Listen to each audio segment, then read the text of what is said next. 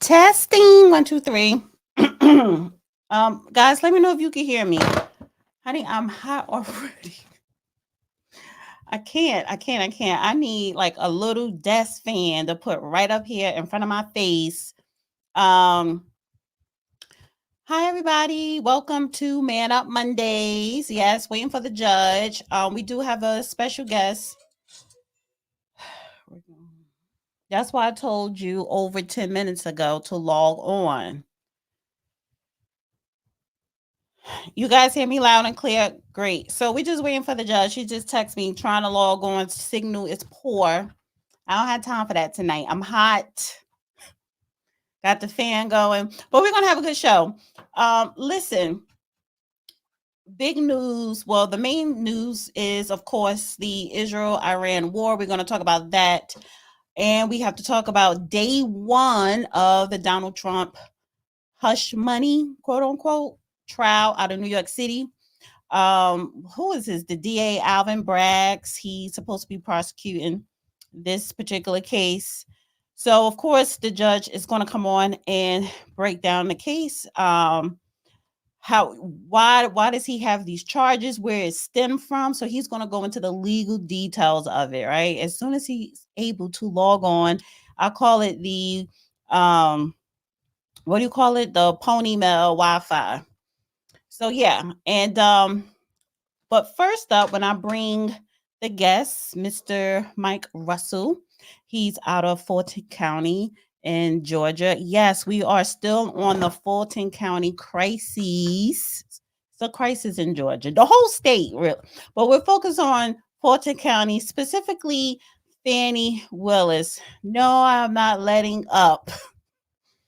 It brings in good views, and people need to stop being so corrupt when it comes to our criminal justice system. It's a lot of that's going on throughout this nation. But I can only do one county at a time, right? So this county stays in the news, the national news. So we're focused on Fulton County still. Hi, Southern Belle. So guys, please hit the like button. Please share this video. And hi to everybody on X. Hi to everybody on X. Yeah. What else? Couple other things. Oh my God.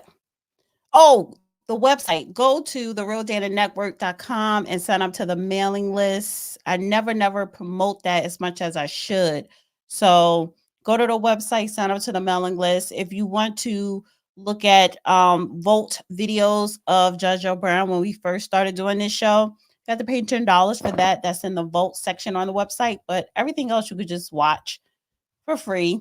But I would like for people to sign up to the mailing list, because I'm gonna start doing a newsletter and mailing out newsletters and other important things. So yeah, go check out the website. And eventually I'm gonna put a poll down there. So we tested sorry about that. We tested the signal earlier because the judge was having signal problems. He was having signal problems with his phone. His phone, I don't know. It could have been hacked. I don't know. And he didn't have an issue earlier, right? So sorry about that. So now that we like starting to do the show, he just texts me the Wi-Fi is slow. And I may have to tell him go into another room. I may have to tell him to go to another room, because I don't want to bring the guests up and introduce the guests, and then I have to reintroduce the guests when the judge come on. I like for him to be up here at the top of the show.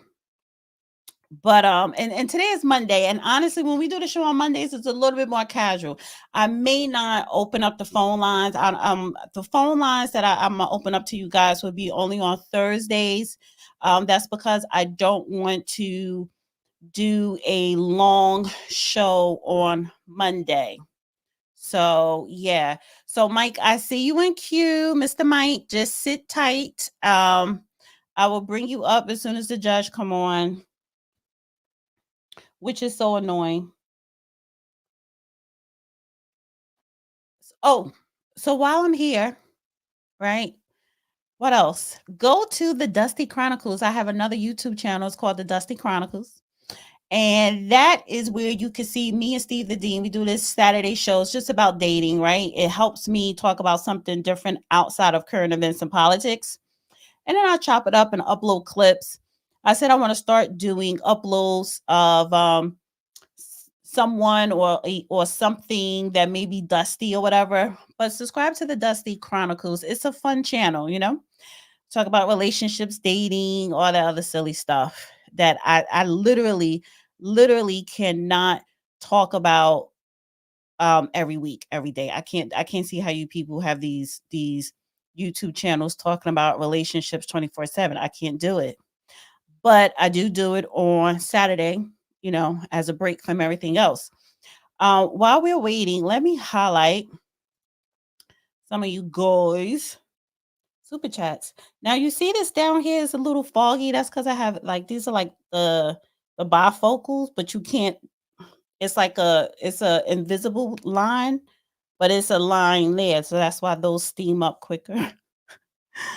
um, where's the cowgirl hat? Oh, it's in the box. It's in the box. I think I'm only going to bring that out on Saturday nights, not during this show, not during this show. This show is more serious. This show is more serious. Yeah. But thank you for that. You like the cowboy hat. Miss Dana, please get some black Kolsch for those hot flashes. It helps, sweetheart. Okay, what is black Kolsch? Can you email it to me at danawiththedata@gmail.com? Let me write it down.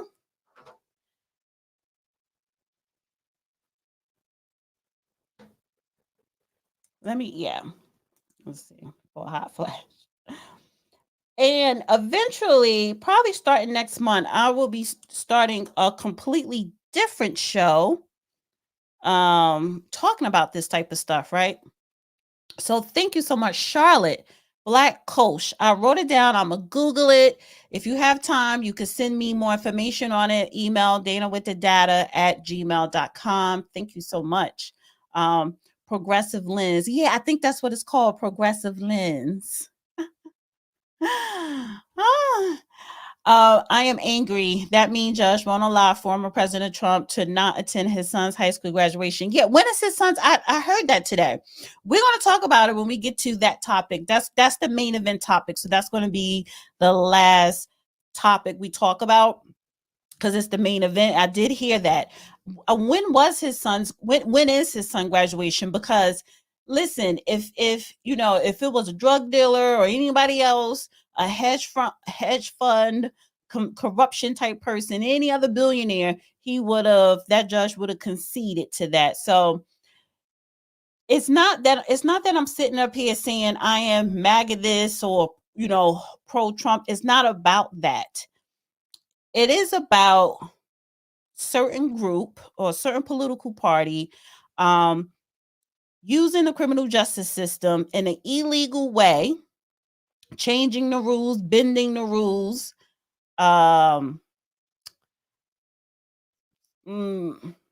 having judges and prosecutors and DAs, break the law or make up the law as they go along, as they see fit, just to make sure that this man doesn't get reelected president. However, why should we care? We should care because if they're able to change the rules or create their own laws as they go on or create trumped up charges or say he's guilty on this, that, when you're able to disregard the justice system, the laws, the Constitution for someone like him, Donald Trump, then those laws are going to stand for us. They're going to use those same laws, right? Those brand new illegal type of laws that they're creating on us, and they do it now. So as regards to being on his side, going through these different court cases, a win for him in the court is a win for the American citizens. That's how you have to look at it. It's not about being a MAGA person. It's not about being pro Trump. It's not about even being a Republican or a Democrat. It is about the charges that they're bringing up on this man is frivolous, unconstitutional, illegal, and all this other stuff.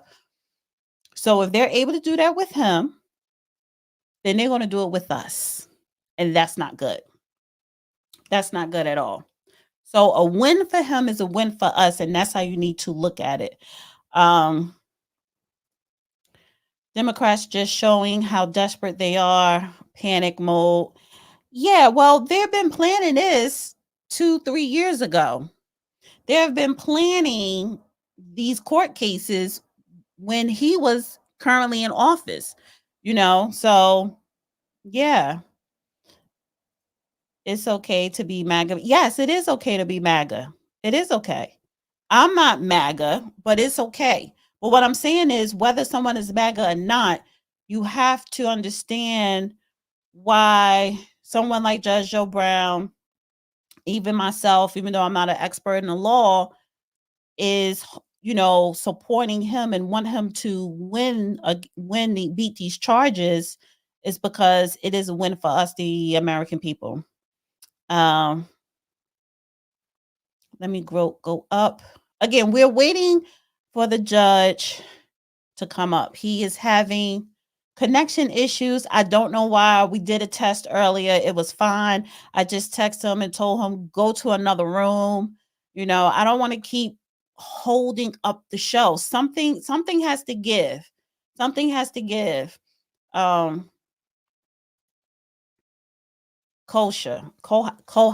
Okay, Kohash. Let me write this down. Something has to give with his Wi-Fi. I've been telling him, things. He doesn't want to listen to me. And honestly, yes, I'm talking about him right now. I'm talking shit about him right now. Something has to give. So subscribe and get Dana AC. I do have AC. It's not time to put the AC on just yet. Something has to give. And he doesn't want to listen to me when I tell him, yeah, get an ether cord, what do I have? It's, I forgot what it's called, but it knocks out all the dead spots in your house. So, yeah, it probably is Big Brother messing with him, but at the same time, he got a weak ass service where he lives at. Like, his whole area is horrible when it comes to service. So stuff like this, no, he has to do better. CVC, you mean CVS? It works so good. High five. Okay. I'm just going through the comments. MAGA simply means let America great again. Yeah. I mean, I don't have a problem with it. I don't have a problem with it. And it's funny how you see how the media turned that logo into something so negative, right? And they paint people who are MAGA, who have MAGA shirts or hats or whatever, or go to rallies, they paint those people to be racist, what do you call it? What's another word that they use? But basically racist white people. That's what the media tried to make MAGA out to be. And a lot of people fall for it, How can anyone not be about making America great? Oh, there's a lot of people that don't want to make America great, and it's usually the billionaires. They don't care. As if it requires for them to make America fail so that they could stay in power and keep making billions, they would do so. So there are a lot of people, particularly the 1%ers, they don't really care about America. They really don't. We're going to elaborate a little bit more on that when we talk about Iran and the Israel show. All right, he's texting me. What is going on now?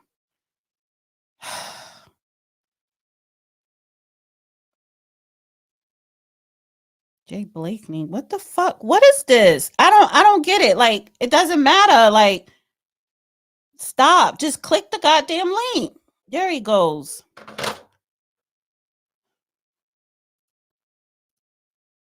Don't start with me today. Why are you sending me clips like that? What was that screenshot? It just started when it wasn't doing it earlier today, but basically, essentially what it's saying is, I couldn't use the iPad. That screen won't come down. Yeah, but all the other things, the other little things that all the other things that I told you in the past, the ether cord, the box to get to knock out the dead spots, you did not want to do it. You did not want to get it. Now, that's not the signal. This is just, and that is part of helping you get a stronger signal. That's not what this is. That's that other. It doesn't matter. I totally get the other part, the Big Brother part. But what I'm saying is, outside of Big Brother, the things that I've told you to get will help. It will help. But if you don't want to, fine. But at the same time, I went and tried to. I looked into that today. I went to the place to see if they had such things, and apparently I already had them. Okay. All right. Well, we have a guest. He's been patiently waiting. I did not want to bring him up because I didn't want to have to reintroduce him again. Mr. Mike out of Fulton County. Yeah, get a router. Just get something. So let's bring up the guest. Hi, Mike. Hello. How are you? I'm doing fine. There. So briefly, tell everyone, the judge and everyone, who you are. I'm Mike Russell. I'm a retired U.S. Army officer, spent 28 years in the United States Army. After retirement, I moved to Atlanta about 5 years ago and have been involved in local politics most of that time, and currently working to help the seniors and legacy residents in my community. And in doing so, I have to deal with the folks at Fulton County and the city quite often. And in doing so, I've discovered firsthand the corruption that is pervasive in both our city and our county, which has become basically the laughing stock of America because of the corruption here. That's the same one Miss Fanny's in. Doesn't she, as DA, find it in herself, since she can go after a president, to go after the minor criminality or the major criminality in her district? What happened? Well, the issue is that half of the cronies are her friends. Oh, my. So you have the sheriff, who we can talk about, who's just off the chain with the stuff he's been doing. Didn't he file against a lady in domestic violence court because she keeps exposing his corruption?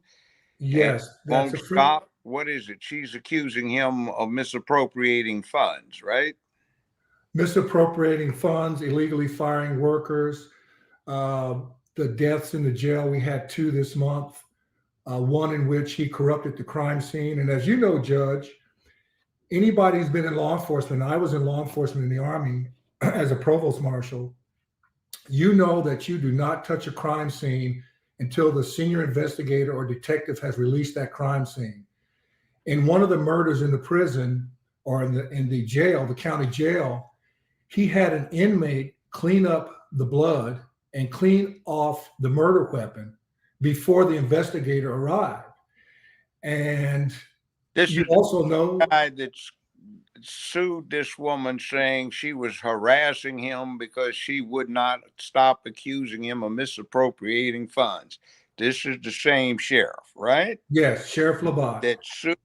That filed this handwritten thing in family affairs court, domestic violence court. So it's domestic violence now if a citizen accuses somebody of wrongdoing. Oh, that's great. So That's great. okay, so Mike, so me and you spoke last week. And you personally don't have a direct legal issue with Fannie or the sheriff. However, you voted for the sheriff. You did support him at one time. And then, when you started to see all of the corruption coming out of Fulton County and coming out of his office and her DA office, you're like, listen, these people should no longer be in office. We kind of, and I said, I want to take this down a different lane, still the same topic, because the Fulton County crisis is what I'm calling it. And majority of Fulton County is run by Black people in these high power positions. I think is what Fulton County has 80% Black or 70% Black, but it's majority Black, right? Right. The county, even the cities within it. And you said to me, a lot of these people who are currently in power, right, come from the legacy out of the civil rights movement, pioneers from this, they're the offspring of the civil rights movement pioneers. Because we all know Atlanta, what did you call it? The cradle of the civil rights movement, correct? Yes. And so the conversation that me and you had, and I said, that's the direction where I want to go, is talk about, I did write it down, Black legacy of corruption. So can you kind of speak to that a little bit?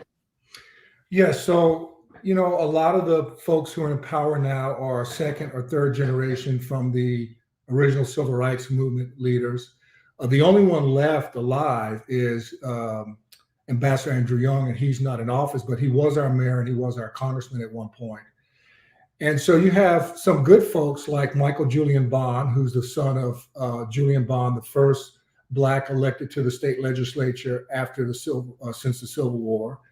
You have Boone on the city council, and then you have someone like Marvin Arrington, whose father was I hate to use the word lesser figure, but less famous figure, who was on the city council for a very long time, very honorable man, very much respected and loved in Atlanta. But his son is the exact opposite.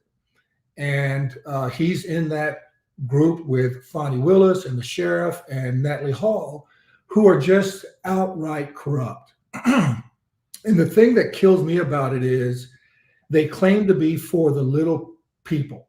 Well, I live in a neighborhood that the average income is $40,000 a year, when the city's average income is 70. We have seniors whose homes are literally falling apart because they were built on a creek basin. And they're spending money on trivial things for personal gain. And this in the home of Dr. King, the leader, and the legacy of our legacy in Atlanta is that we are the cradle of the nonviolent civil rights movement. That is our claim to fame. And the leaders that we have now are failing us miserably. And it's disgusting what they're doing to the reputation of this city and our legacy. Let me ask you a question. Who is the other sheriff you have there in Fulton County? Well, we have one county sheriff, that's Labatt. You don't have a white sheriff that's secretly over the Black sheriff? No, we don't. You don't have a secret district attorney, white guy that's really behind all of what Fannie is doing, going after Trump and all of the rest of them. You don't have that guy hiding around someplace? No. Seriously. I mean, they keep talking about they're victims of white supremacy. So where exactly is the white supremacy that's holding them back? There is no white supremacy holding back. It's just a race card. It's another excuse for failure and corruption. Keep saying it? Aren't they honorable people who can be trusted, who run public office for the benefit of the people? Why would they lie and say that somehow or another imply there's a white sheriff that's really running stuff that won't let him do what he needs to do, or that there's a white guy running the DA's office that won't let her do what she's supposed to do? Where are these people? Where did they come up with these ideas? Oh, that's it. They liked this legacy of being down on the knees while somebody was beating somebody across the head until somebody else felt guilty about it. So maybe that's their worldview. There's got to be some white person beating them across the head while they're down on their knees. And the rest of the white folk that will save them just haven't figured that out yet to come in and save them from somebody beating them across the head. Isn't that it? Is that what's going on? I It's don't not. know. Oh, I you can mean tell. they are deluded and somehow or another? Oh, I know. They heard it growing up so much that they are a little insane, and somewhere sitting across to the other side of the kitchen table is the ghost of a white plantation owner that's telling them what they can't do. Is this what's going on?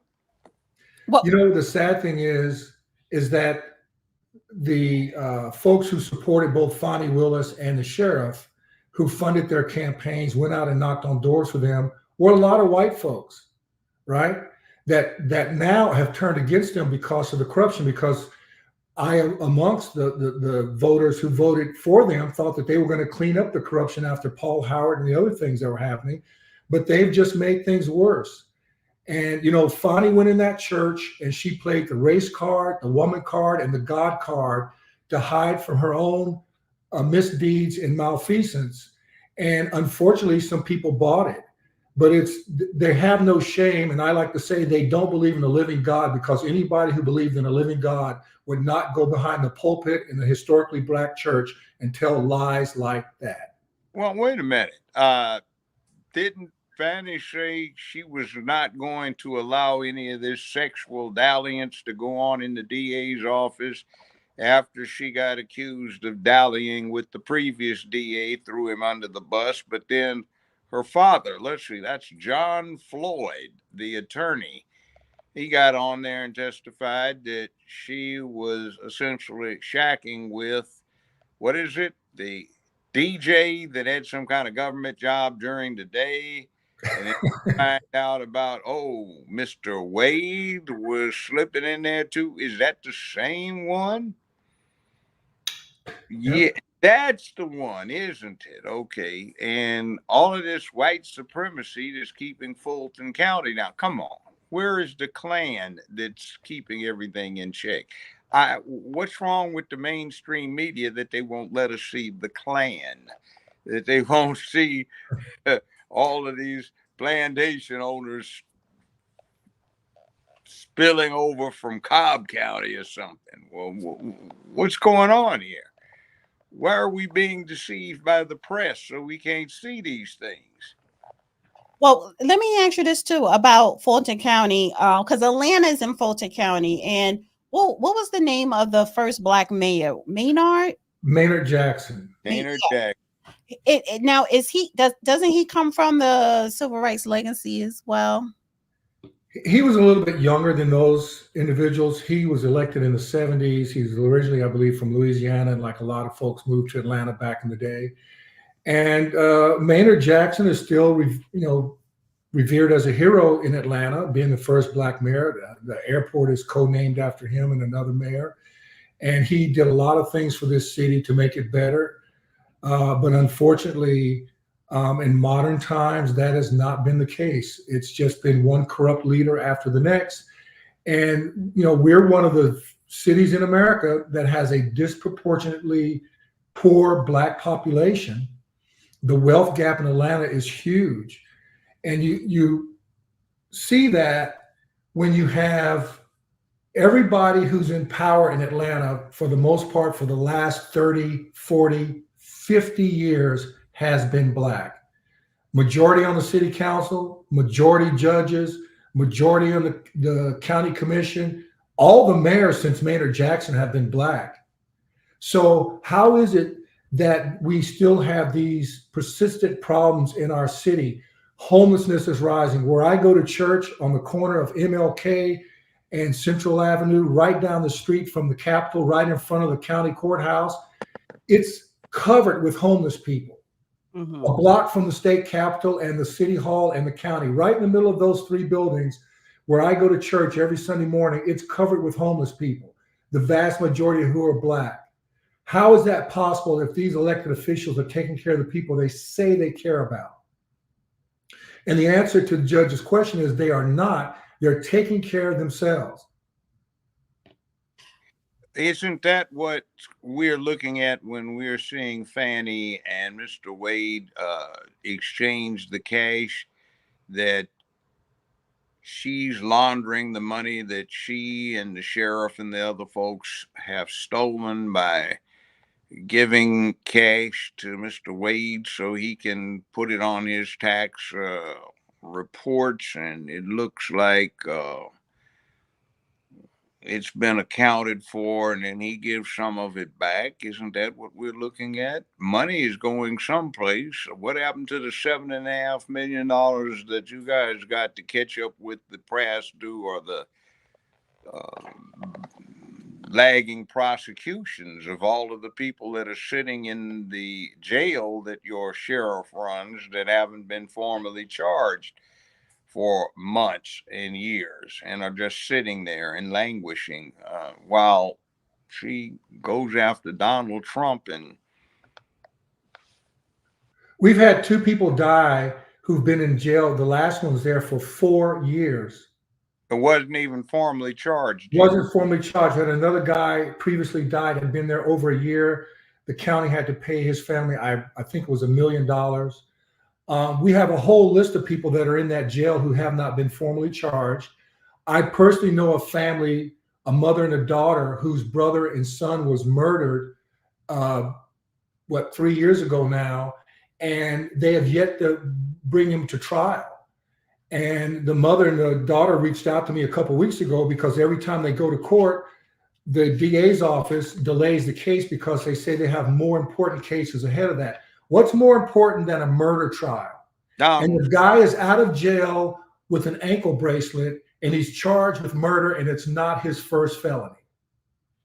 Donald Trump and, let's say, 16 other people that don't even live in Fulton County, for the most part, haven't even been in Fulton County. We are looking at that, and Judge McAfee is trying to give them a decent trial while all of these felons are just running around loose there, and the crime rate is absolutely ridiculous, and nobody's going to trial. Well, what are they doing? Oh, go ahead, Mike. You want to say something? Go ahead. I was just going to say the focus is on the big names so that she can go after those. I was curious as to why the DA was in DC and in New York fundraising when she's the district attorney of Fulton County. Why are folks in DC and New York funding her reelection campaign? And I think it's a simple answer, because they like what she's doing against Donald Trump. That's the main reason. That's the only reason. Because it's not because she's cleaned up crime in Fulton County. It's not because it's a safer place. It's not because her friend, the sheriff, is running a well-run jail. It's not because her other buddy, Natalie Hall, who cost the taxpayers of Fulton County $1 million because she was having an affair with her chief of staff. When he broke it off, she fired him, and then in the interim planted 3 tracking devices in his vehicles. So those are the people that she hangs with. And Marvin Arrington, you look them up online, they're all in the same pictures. They're all at the same fundraisers. And this is the corruption that is pervasive in Fulton County today. And that's why, they say Black Lives Matter. Well, do the Black lives in my neighborhood matter? The elderly people who don't have running water, toilets in their homes, who don't have adequate heat, don't even talk about air conditioning. I mean, my church, every week we're paying to keep people in their homes, pay their light and gas bill. And then Mr. Arrington, who's a legacy child from a civil rights leader, tried to raise the taxes in Fulton County by 14%. 14%. In 1 year? In 1 year, last year. And I went down there with a bunch of other people and raised holy hell, and they reduced it by about half. And his answer was, well, if we raise the tax, we'll have plenty of money. And the issue was there just happened to be an 80-some-odd-year-old woman right in front of me whose taxes had gone up the year before, and she couldn't pay them, and she was pleading for help. And when she sat down, it was my turn to speak, and I told Mr. Arrington and the rest of them, you say you care about these people, but if you raise these taxes by 14% in 1 year, you're going to put people like that lady who's been in her house for 50 years in a house that's paid for, you're going to put her on the street. That's outrageous. That's white supremacy. Master Biden up in the White House, he done told his niggers down here in Georgia, where he got holdings outside of Delaware, down in Georgia, he done told his niggers what to do, and they's getting called to the carpet. So Miss Fanny got a hand on hip doing snake dance charming with her head motion and all that, cause them white folks up in D.C., they's mean. They done told her she ain't doing nothing. She getting frustrated because that means she can't bezel enough and she can't be well off enough and go sleep with everybody she wants and all this, that, and all that. And the neighbors is getting restless down there in Fulton County, Georgia. I wanna bring up Raphael Warnock, because he used to be the pastor at Ebenezer Baptist Church, the famous church where Martin Luther King was a preacher at. Can we add him in the Fulton County corruption pool? Because yes. So the Senate has this rule that you cannot receive outside income; it has to be limited. So he is still receiving, I want to say, I think it's $6,000 a month for a housing allowance. It's not a salary, it's a housing allowance from Ebenezer Baptist Church. Now, he's not even a minister there. No. He can't have that. That's strictly forbidden in the United States Code, annotated when it deals with United States senators or representatives in the House. Oh, no, he's not. He is receiving a stipend from the church of, I believe it's $6,000 a month. But that puts him in league with the guy that the sheriff is paying, because the sheriff is paying a part-time chaplain $6,000 a month and his assistant chaplain $6,000 a month for the county jail. $6,000 a month for being part-time. Yes. You got to be kidding me. I wish I was. So, and this is the guy whose wife is on tape, you can see it online, charged him with spousal abuse, and he's a reverend, and now he's a senator. It's the corruption in Fulton County seems to be never ending. And I say to folks, we talk about Trump and Biden, that's important, but all politics are local. And we need help down here in Fulton County because the kids in the 3 schools around me can't read. They can't do basic math. Our roads are falling apart. We have a growing homeless crisis. And only thing they care about is the shiny new buildings and the World Cup that's coming. And rather than taking care of the people here, if we can clean up Fulton County and get rid of the corruption here, this would make a sea change across the nation. We need to get rid of, and I'll put it this way, if any of these politicians were white, half the population of Atlanta would be in the streets right now. If there was a white sheriff and people were dying weekly in the county jail, black folks in Atlanta, all across the country, Jesse Jackson, Al Sharpton, all the rest would be down here in Fulton County raising hell. But because he's black, they're giving him a pass. Well, and I ask the question, do those black lives matter? No, they don't. Look at Memphis. We now have been declared worse than Rikers Island in New York, the worst place in America to be incarcerated, according to Amnesty International. We've had 62 people die in custody, pre-trial, in the last 5 years that we've had a black sheriff. His name is Floyd Bonner. And we've got the black sheriff, first elected black sheriff in America. Before that, I think we had maybe 4 people die over a 25-some year period. And now we've had 62 in 5 years under his care. Okay, well, let me ask this question. What is this? Is this thing? What's to be done about this? So this is the question I want to ask. That's to what you just asked, and Judge. to be done about it? Isn't it to vote them out? Why do Black people keep voting for the same people and the same party line without pushing back, asking questions, vetting? So can you say that part of the blame falls on the Black population? It does in a way. One of the things they're doing against Khadijah Rahman, who's a county commissioner who's been calling out the corruption, who just like me voted for Fonnie Willis and the sheriff, but once she saw the corruption, she's called it out. So what they're doing right now as we speak, they're putting up signs in the Black neighborhoods saying that Khadijah is a Republican, because they know if they label somebody as a Republican in a Black community, that's a no vote, which is, of course, a lie. But that's the only thing they have on her, because she's called out the sheriff. She's called out her fellow county commissioner who cost the taxpayers $1 million for her affair with a staff member. And so they're coming after her because they cannot control her vote. And I pray to God that she wins and that the other ones lose, so we can turn this around and start cleaning up Fulton County. I will tell you this, though. When Donald Trump came to Atlanta a couple of days ago, he was warmly received by Black folks. Okay, so wait. Let me ask you this, because now the media is saying those Black people were from Blexit. It was staged when he went to Chick-fil-A and all, and he hugged a Black woman. Tell us, you're saying no, that's not true. I used to be a member of Blexit, and I didn't see anybody on that camera that I knew.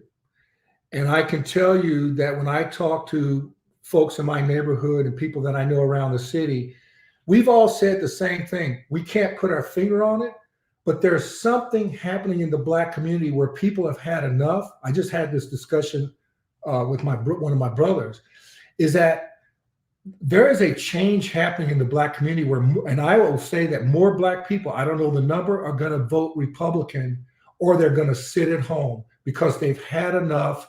They're not going to take it anymore. Now, there's some who act like they have Democrat stamped on their birth certificate and they're going to vote Democrat no matter what.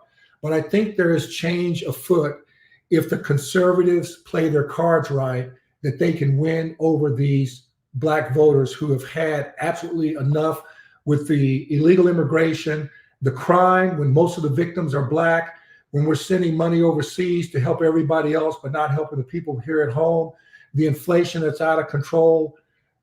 Black folks are starting to see that they're being pushed back to the back of the economic bus, and they're not going to stand for it anymore. You might want to also check to see behind the scenes if your DA, your sheriff, your county government is attempting to push forward with being a sanctuary city. Homeland Security is going around and it's making these undercover arrangements. We had that happen in Tennessee. We didn't know anything about it, and they sent a suburb of Nashville a note saying, "Congratulations, you're going to receive 6,000 illegal criminal crashes of the border. So get ready, Franklin." We know that's happening at Fulton County, at the airport, Atlanta airport, the busiest in the world. It was uncovered a few weeks ago that they have a process there to process illegals to send them around the country. We also know that Atlanta's number 3 for human trafficking in the country. And there's been scant little done to address that issue, starting at the state level. And I don't understand why. I mean, it's modern day slavery, it's sex trafficking, it's drugs, it's human trafficking, and it's happening right here in Atlanta at the world's busiest airport on a daily basis. And not only that, your former chief of police in Atlanta, Davis, a lady, I guess I can call her that, she had a little problem there in Atlanta. The news around here in Memphis, where she is now the chief, she had a problem with the SWAT team. But it turns out she was involved in that sex trafficking that was going on in Atlanta. And a lot of people she was protecting are now doing federal sentences for child pornography manufacturing and distribution. She got in that mess after she left Atlanta and went to Raleigh, Durham, North Carolina, and now the crooks in Memphis hired her. So You're talking about the black female? yes, black female, Davis. Yeah, I wasn't here then, but the chief right after her, I can't remember her name, is white female. I think she's in Nashville now, was a good chief. And I'll tell you, the guy we have now, Derek Sherbaum, I think he's the best police chief in the country. He's done a great job of cleaning up the Atlanta police force. The guy before him, in my view, was incompetent, was a friend of the former mayor. But this guy, Sherbaum, has come in. He is working himself to death to try to clean up Atlanta. The rank and file policemen respect him. I know in my neighborhood, which is predominantly, I would say 90% black, the times that he's come around to visit the community, people are lined up to talk to him, shake his hand, they feed him. He's very well respected. But he happens to be a white guy. And I just wish the rest of the public, those white supremacists. Oh, I just wish the rest of our public officials were as honest and hardworking as Chief Sherbaum is, and they would be respected as well as he is. I would say this about Mayor Dickens. The best thing he's done, the two things that he's done right since he's been mayor, is that he reversed his position on defunding the police, and he supported the building of the Public Safety Training Center, and he hired Sherbaum to be the new chief on his watch. Those are the two best things that Andre Dickens has done since he's been in office. Well, good for him. The predecessor, this incompetent Chief Davis, has let the department get completely out of control. Hell, two shot officers this guy shot this weekend. One of them died by somebody that had been busted multiple times for carjacking, armed robbery, and violent assaults. And most recently had been caught in a hijacked car. Fell asleep in the damn thing with a pistol on his lap. So some idiot in the system ROR'd him, even though they were recommending a $150,000 bond. So in a couple of weeks, he went and got in a shootout with several officers while he and some other folk were in a stolen car. He got killed. He killed one cop, shot two more. Okay. That's that kind of thing we have. Sex trafficking. Now, you guys were smart enough to fire her, incompetent behind. So now she's in Memphis. So we have this connection. I don't appreciate it. Oh. You guys ought to try the idea that she and the current mayor just elected came up with. Let's identify the criminals and pay them not to commit crime. All right, I want to stick on Fulton County, not Memphis right now. That's there, but we have that connection. See, you have, but yeah. I'm mad at Fulton you. County sent her to you, and y'all got to deal with her. Sending her on here, but maybe that's the white supremacy they're talking about. There's not one in charge. I just thought maybe there was, since they keep talking. I want to move back to Fannie. I want to bring this up. So, because I want to go to the money, because I did get your email. I want to touch on that a little bit. So, Fannie Willis office flagged for potentially high-risk spending practices. Now, we talked about this multiple times, about her requesting money from the federal government, or what was it, $3 million, $7 million. And now Jim Jordan, honey, representative out of Ohio, wants to have her sit in front of a congressional committee.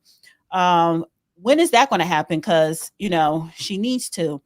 But it's not just her. It's not just her having her hand Biden petting her.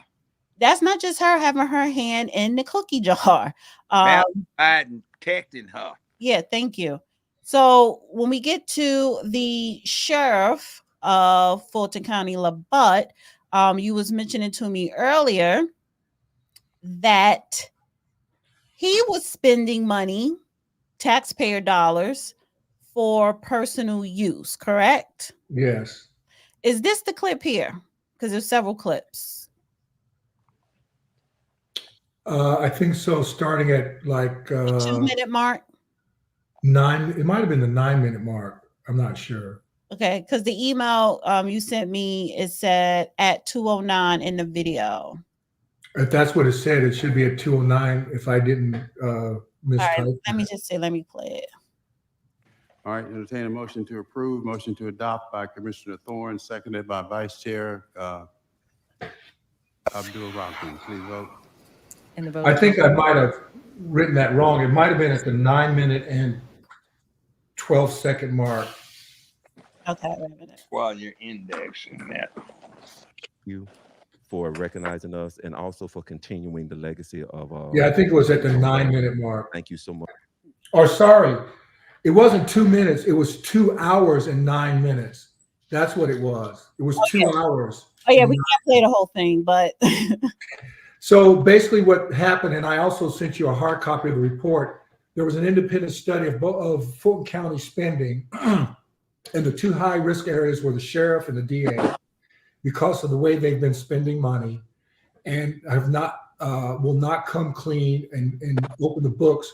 So what we're calling for as citizens is to have a forensic audit of their books and an investigation into how the jail has been run. One of the last things that the sheriff did was he purchased a Mercedes-Benz Sprinter van at a cost of about $200,000 and said it was for a mobile command post. Well, if you look at the pictures, this looks like off that show Pimp My Ride. It's got white leather seats. There's nothing command center about it, but it's been exposed that he did this. And I sent you the documents where he spent all kinds of money that should have been for the prisoner welfare fund. That's just outrageous. You know, money at Chick-fil-A, face painting, DJ for parties, all kinds of stuff. I'm muting myself. So this right here, I opened up this one and what is this? It says Fulton County Sheriff Office. The attachments is a memorandum, direct response to the request for Commissioner Bob Ellis for such data from the Sheriff Inmate Welfare Fund. Yeah, that was a scandal. The Inmate Welfare Fund, a yearly audit by the company contracted by Fulton County. And what was the other here? Okay, Fulton County Procurement Assessment County Commissioners Briefing. So what is this exactly?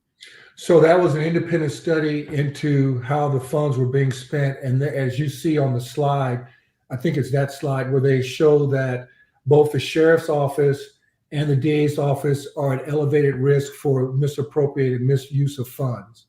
Mm-hmm. And if you look back at that long list of items that the sheriff bought with inmate welfare funds, it was used for everything but that, seems like, for things, you know, outside of jail, that there's no way that the inmates were participating in that or it's for their welfare. But he spent that money, including with his nice, and I can send you the pictures of his tricked out Mercedes van with the leather seats that he says is a command post. So again, we're going to be calling again and again until we get the 4 votes that there needs to be a forensic audit, a complete forensic audit of the sheriff's office and the DA's office, and find out where this money is and where it's been spent. The county commissioners are moving to remove their spending authority, but because they are constitutional officers under the state of Georgia, in the past, because you had honest people in those jobs, the money was spent the correct way. But because now it's out of control, they're trying to pull it back so that they have to spend the money for exactly what it was budgeted for. Wait a minute. Wait. This is a first. You're telling me that the district attorney's office and the sheriff's office have been assessed as elevated risk of misappropriation and misuse of public funds. That's exactly what I'm telling you. And he sent me the proof. That's what I showed on. Well, I think you. Oh, you got to be kidding me! The DA's office and the sheriff's office. Ooh, that's. Okay, so is anybody going to be brought up on charges? So with all this investigation with the county commissioners and everything, you know, the slides I just showed, what are the repercussions? Right now, none. The biggest repercussion is if we can get them out of office, if we can vote them out of office. There's a good chance we can get rid of Labat. There's a guy who's a former deputy sheriff, 30 years experience. His name is J.T. Brown. He's running for sheriff. That's who most people I know are supporting. I've talked to Brown, by the way. I have talked to him. In fact, Sheriff Labat fired 3 deputies last week because they were seen in civilian clothes on their own time at one of J.T. Brown's events. He even sent deputies to their homes to collect their uniforms. This after he was on television lamenting the fact that he did not have enough people to work in the jail. So if you don't have enough people to work in the jail, why are you firing 3 very experienced deputies who are jailers? And the simple answer is because they were seen on a video at his chief opponent's event. Mr. Brown's event, no relation, by the way. Right, Mr. J.T. Fine, no James relation. Brown. I've talked with him at some great length, hours worth. But I mean, isn't that one of those white supremacists in the background that still current sheriff what to do? You know, you can't have your niggers running around loose like that. You got to put them under control. Well, this is so just real quick before I let you go, Mike, and I definitely want to have you come back on. So LA Pink, she sent me a list, I guess, of all the people who have been committing corruption in the county. She put Atlanta and Fulton counties corruption's finest. Mayor Dre stealing money, Fannie Willis getting loose on Grey Goose, Sheriff Labat stealing money from the inmate welfare fund, Commissioner Hall chasing balls around County Hall, Commissioner Ike Arrington charged with battery, trying to run for Commissioner District 6, Ali Carter charged with terrorist threats, County Clerk Che Alexandra accidentally to Sheriff Labat. She filed a TPO against LA Pink. And wait a minute, don't forget that Fannie Willis now has a criminal charge pending against her out of Maryland for inappropriately recording confidential phone conversations. Right. So with all this, being said, right, against Fannie Willis, now the sheriff, but let's just focus on Fannie Willis for a second. With all this, right, she is still fighting the disqualification, appeal, because she still wants to be the main prosecutor on the Trump Georgia case, Georgia election RICO case. And I just look at that, is she really doing it to save face, or is she really doing it because she think that she can actually win this case? I don't know what she thinks, but what I believe is that she's doing it to placate DC in the Northwest corridor liberals, because they're the ones who are funding her now and supporting her. Wade met with the White House attorney twice. Why was that? Why was he meeting with Joe Biden's White House attorney twice? And he was silly enough to bill the county the hours that he spent meeting with that attorney twice. So I think she's looking to get a higher office beyond district attorney, and that this, quid pro quo type thing is what I think is happening. I can't prove that, but that's what I would say, because I don't think this Trump trial is going to go anywhere, but this brings her to the spotlight. She gets to be the champion. And I think it was a gift that the judge. Exactly. Say what? The champion of what now? Well, look at. She would literally have to win this case to be labeled a champion. No, because if you look at people on the left who lose, Al Gore became a hero when he lost. Stacey Abrams has made millions of dollars when she lost both races as governor. Okay, you're talking about when she loses re-election. I think it's going to be very difficult to get rid of Fani in the election, because the guy who's running against her is weak. as far as being a candidate, and then the Republican running against her in Fulton County. It's very difficult for a Republican to win in Fulton County. Mhm. But the way we can get rid of the sheriff and Natalie Hall on the Board of Commissioners is in the primary. Mhm. Because Natalie Hall, Sonia Office, who's running against her, is a former police officer. If she can beat Natalie Hall, and if James Brown can beat Labatt, that will cut the criminal individuals in power in half in the county. So speaking to that, because I don't want to go into who these people are, because majority of the listeners are not in Fulton County. But to your point, that is why it's very important for people to vote in the primary. You can Yes. vote people out who are currently in office during the primary. So yeah, that's why I will encourage everyone, particularly in Fulton County, vote in the primary to get these people out. Speaking of voting, in Atlanta, right? This was on X. It says people in Atlanta received a letter from the IRS stating that they have to verify their identity in person in order to receive their refund. And you know how you have the left and black folk talking about voter ID, is racist and stuff like that. But here you have majority of these people in these lines are black people. And they're in line with their ID so that they could get their refund, their tax refund check. So they don't have a problem showing their ID for this. But they saying that it's racist to show your ID when you're voting. That's white supremacy right there. They're keeping them down now. If you go to Kroger or to Publix or any place else to buy a beer, or you go to the liquor store, you have to have ID, right? If you have groceries delivered to your house and has alcohol, you have to show an ID. If you go to the world's busiest airport in Atlanta, you have to have ID. If you go into any of these clubs, Atlanta's famous for its clubs, you go into the clubs, you have to have ID. If you get a drink at a restaurant, you have to have ID. That's not racist, but when you have to show your ID to vote, it is. That's an insult to black people. That's what that is. Some people call that the soft bigotry of low expectations. I say there's nothing soft about it. It's pure bigotry because you're saying that black people don't have the wherewithal to go get an ID card. And in the state of Georgia, if you can't afford one, you can get one for free. But all these black folks who drive cars up and down the street every single day, they have a driver's license, which is ID, which you can use, which is the primary identification in the state of Georgia to register and to vote. So it's just a bunch of BS. And it's just liberals making an excuse so as to cheat when it comes to voting. Right. Of course, that's what it is.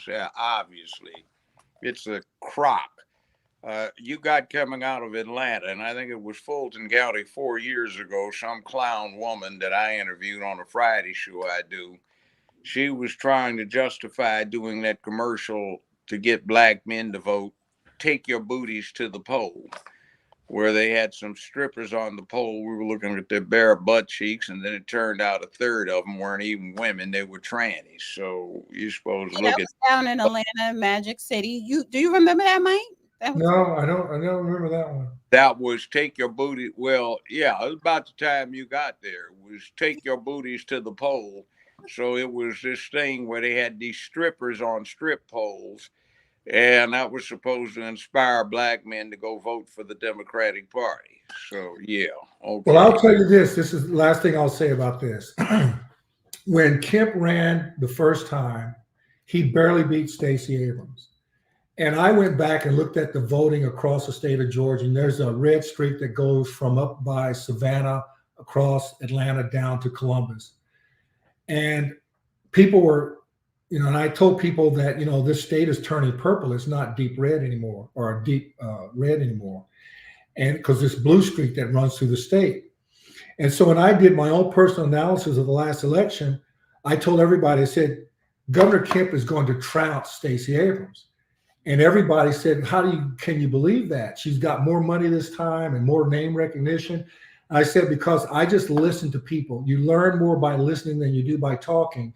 And just by listening to people, I realized that black men could not stand Stacey Abrams. Now, they didn't go vote for Brian Kemp, but they didn't vote at all. And so he won by, I believe it was 11.5 points this time, where the last time was like 1%. And so I see the same thing happening with Trump and Biden. Younger black men are not going to go vote in large numbers for Joe Biden because they cannot stand him. And they may not vote for Trump, but they're not going to vote for Biden.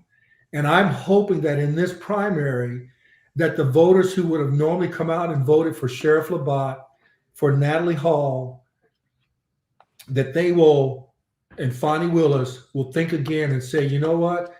They violated my trust.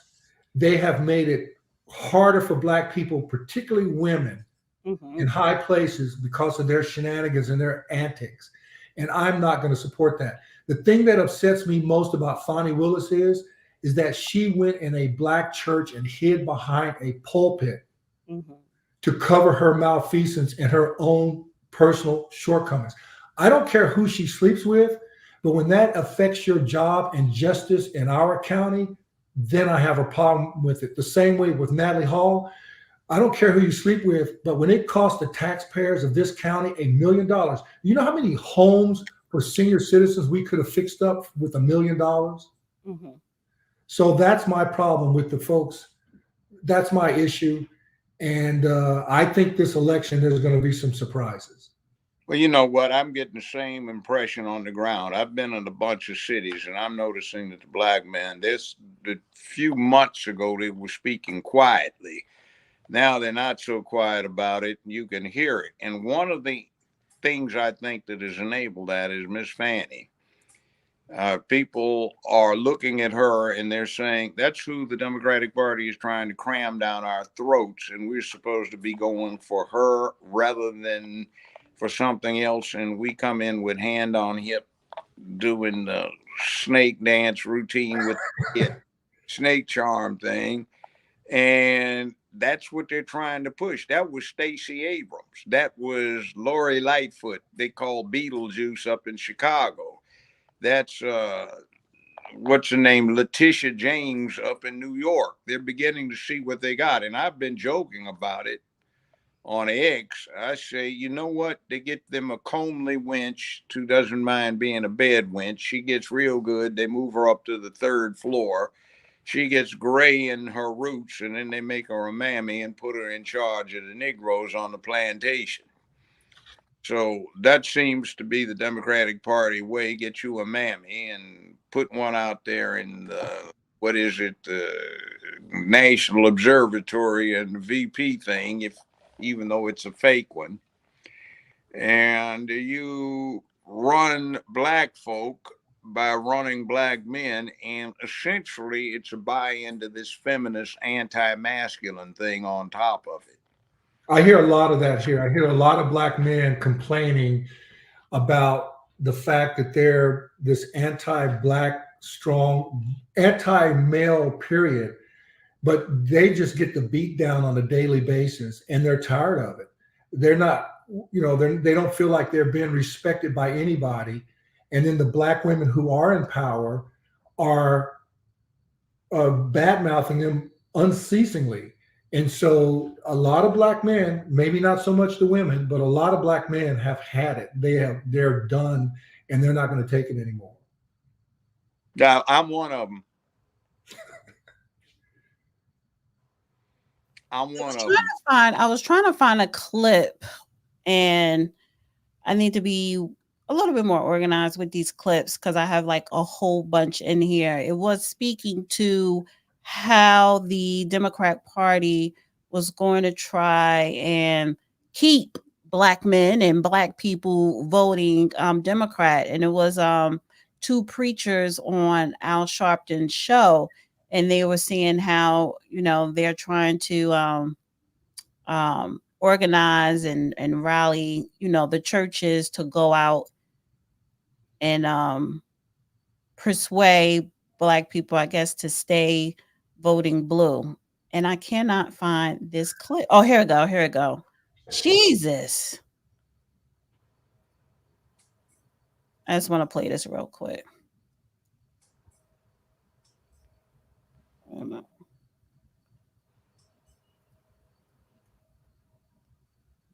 Harkins, former faith-based director of the U.S. Department of Housing and Urban Development and former DNC director of Interfaith Outreach, and the Reverend Malcolm Byrd, pastor of the historic Mother AME Zion Church in Harlem. Thank you both for joining me today.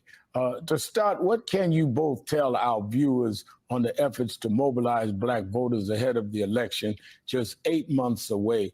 Pastor Hawkins, you first. Sure, thank you, Rev. Well, I can say that along with the efforts that you've mentioned, there are a number of national scope efforts that are going on. The National African American Clergy Network, the Conference of National Black Churches are all staging significant efforts to educate and mobilize. And that's really basically doing what the church has done all along, and that's to be the nexus of education and organization and mobilizing. So it is really taking shape in a national scope. You're going to have over 1,000 people who are going to be able to equip individuals on the ground to make sure that access to the polls, pushing back against voter suppression, and then also making sure that people really do have the opportunity to exercise their franchise. Now, Reverend Byrd, you pastor a historic church and you work with it. You also see. That was the end of that clip. So yeah, Pimp. Hope it pimps. Right. So just to sum up this conversation, I'm very I'm glad you had time to come up today, Mike. You know, when we're talking about Fannie Willis, when we're talking about the Black legacy of corruption really coming out of, you know, the cradle of the civil rights movement, Atlanta, by way of Fulton County, you know, it was always, like the judge said, pulpit pimps. You know, it was kind of like through the church, and that type of tactic has not changed, and it seemed like it has not wore off, because, well, to a certain degree, because she's getting support from the feminist movement, and she's getting support from people who are still brainwashed within the Black church. So yeah, so, you know, I want you to. You only need one Black leader. That's your preacher. The rest of the Negro men need to be suppressed because they'll cause mischief. Right. So I want you to give us your final thoughts, Mike, before I let you go. And again, definitely want to have you back on. I think, you know, I'm a very Christian person myself. I'm in Mass every Sunday. And I think one of the problems with the Black church is these preachers who are more politicians and money hungry than they are preachers. And the Black church has lost a lot of its credibility over recent years because of that. A lot of our young people are not going to church anymore because they see through the facade of some of these, not all, but some of these ministers. And tying yourself to one political party is a mistake, whether it's Democrat or Republican. Just like Malcolm X said 60 years ago, don't be a political chump. And we are the only race of people that vote blindly for one party. And like I said earlier, there's some folks who vote as if they have Democrats stamped on their birth certificate, and we've got to get out of that. And we've got to do just like every other ethnic group does and say to the politicians, what are you going to do for me now? And get rid of the labels. Stop voting label and skin color. Start voting your values. Thank you, Mr. Mike Russell. Appreciate you coming up. And like I said, I definitely want to have you back on, because we are staying on this Fulton County crisis until the election. All right. Well, I'll be happy to come back anytime. Thank you, Judge. Thank you for having me. Hey, stay in touch. We'll talk. We're putting together a thing trying to be the coordinating factor for what's going on down there in Fulton County. I call it the resistance. Thank you, Mike. Appreciate you. And we'll definitely be in contact. So have a good night. Thank I you. call it the coffee versus the chocolate milk. That's corny. No. All right. Thank you, Mr. Russell. Have a good night. He understands what I'm talking about. Yeah, but that was still corny. All right, guys, listen, hit that like button. Thumbs up, thumbs up, thumbs up. I want to put a poll up. This is going into the next topic, right? What should the question be? Because I want to talk about Israel and Iran, honey. You know, are we headed to World War III? That would be the question, right? Iran was dropping some, I guess, bombs over in Israel this past weekend, and Israel, you know, their defectors could only defect 80% of it. So I guess they got touched a little bit, you know, just they got tapped, rightfully so, to a certain degree, because what they was doing in Gaza to the Palestinians, but that ain't why that's not why Iran was dropping bombs or whatever. However, the question I want to ask you, Judge, and just speak to the events that took place. Are we headed towards World War III? Here's the problem. As a pragmatic issue, the Islamic world over in the Middle East, involving around Israel, Palestine, and such like, it can afford to lose over and over and over and over again. Just try harder the next time.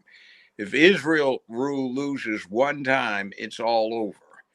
And Netanyahu and his cabinet and administrators have already said that if that looks like it's going to happen, they're going to let go with the nukes. So we don't want nukes.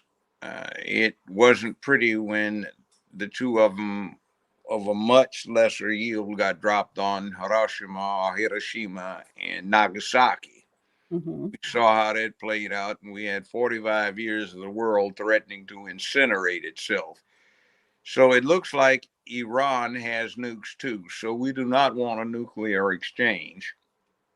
And we have a problem with what that's going to entail about bringing in alliances and what happens if the alliances start touching stuff off. That's pretty bad.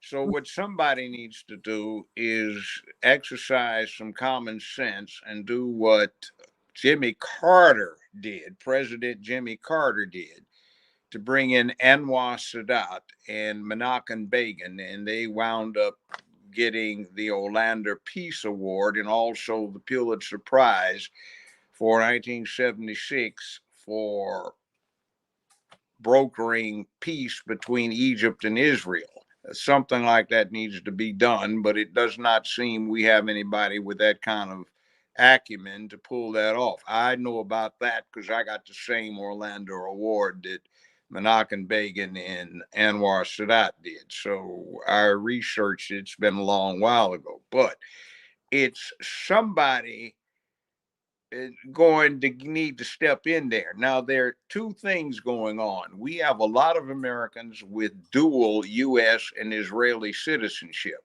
We have a lot of combat pilots for the United States Air Force, Navy, and Marine Corps that are allowed to take extended furloughs to be combat pilots for Israel. And sometimes that gets bad, like in 67, there was a flight of 14 Israeli combat aircraft. It sank a new U.S. Navy warship, and most of that flight were crewed by U.S. airmen flying for Israel, and they should have been tried for treason because that's exactly what it was, but they weren't. And somebody needs to deal with overcoming their fear of something that Israel has been secretly keeping over a lot of people. The Israeli Constitution allows assassination to be considered a legitimate instrument of international diplomacy. And Israel, in its laws, guarantees protection to any official assassin. And the only way you can get around that is essentially launch some assault or commando raid on Israel, which is politically inappropriate for too many people. So I have a sneaking suspicion that a lot of the Western leadership, a lot of the leadership in the United States has been, let's shall we say, mafia style intimidated by the specter of a Mossad agent putting a bullet in their brain or poisoning them or cutting their throats or putting Don't be too graphic. Just well, or arranging some kind of accident, because even though our CIA, NSA, military intelligence is rumored to, and in fact probably pulls these assassinations off on a regular basis, and we had the drone ranger, aka Barry, aka Barack Obama, killing people by drone, it's still not legal under American law. Whereas for Israel, it is. And I do firmly suspect that there is a great deal that is going on in terms of Western / American leadership being intimidated by the specter of political assassination occurring in the event that they were too far out of line with Israel. So we've got these things going, but somebody's got to put this thing in check. And there is this old proverb, old saying, what goes around comes around. Do unto others as you would have them do unto you. And what I'm looking at right now can be revealed by reading the autobiography of Menachem Begin, the same one that got that award, along with Anwar Sadat, for brokering peace between Egypt and Israel. Mhm. Menachem Begin rather boasts in this book that he wrote in, let's shall we say, a pre-Enlightenment point of the numerous mosques, hospitals, and schools that he blew up as a terrorist, and the number of people he personally assassinated trying to terrorize the Muslim population over in the Palestinian area.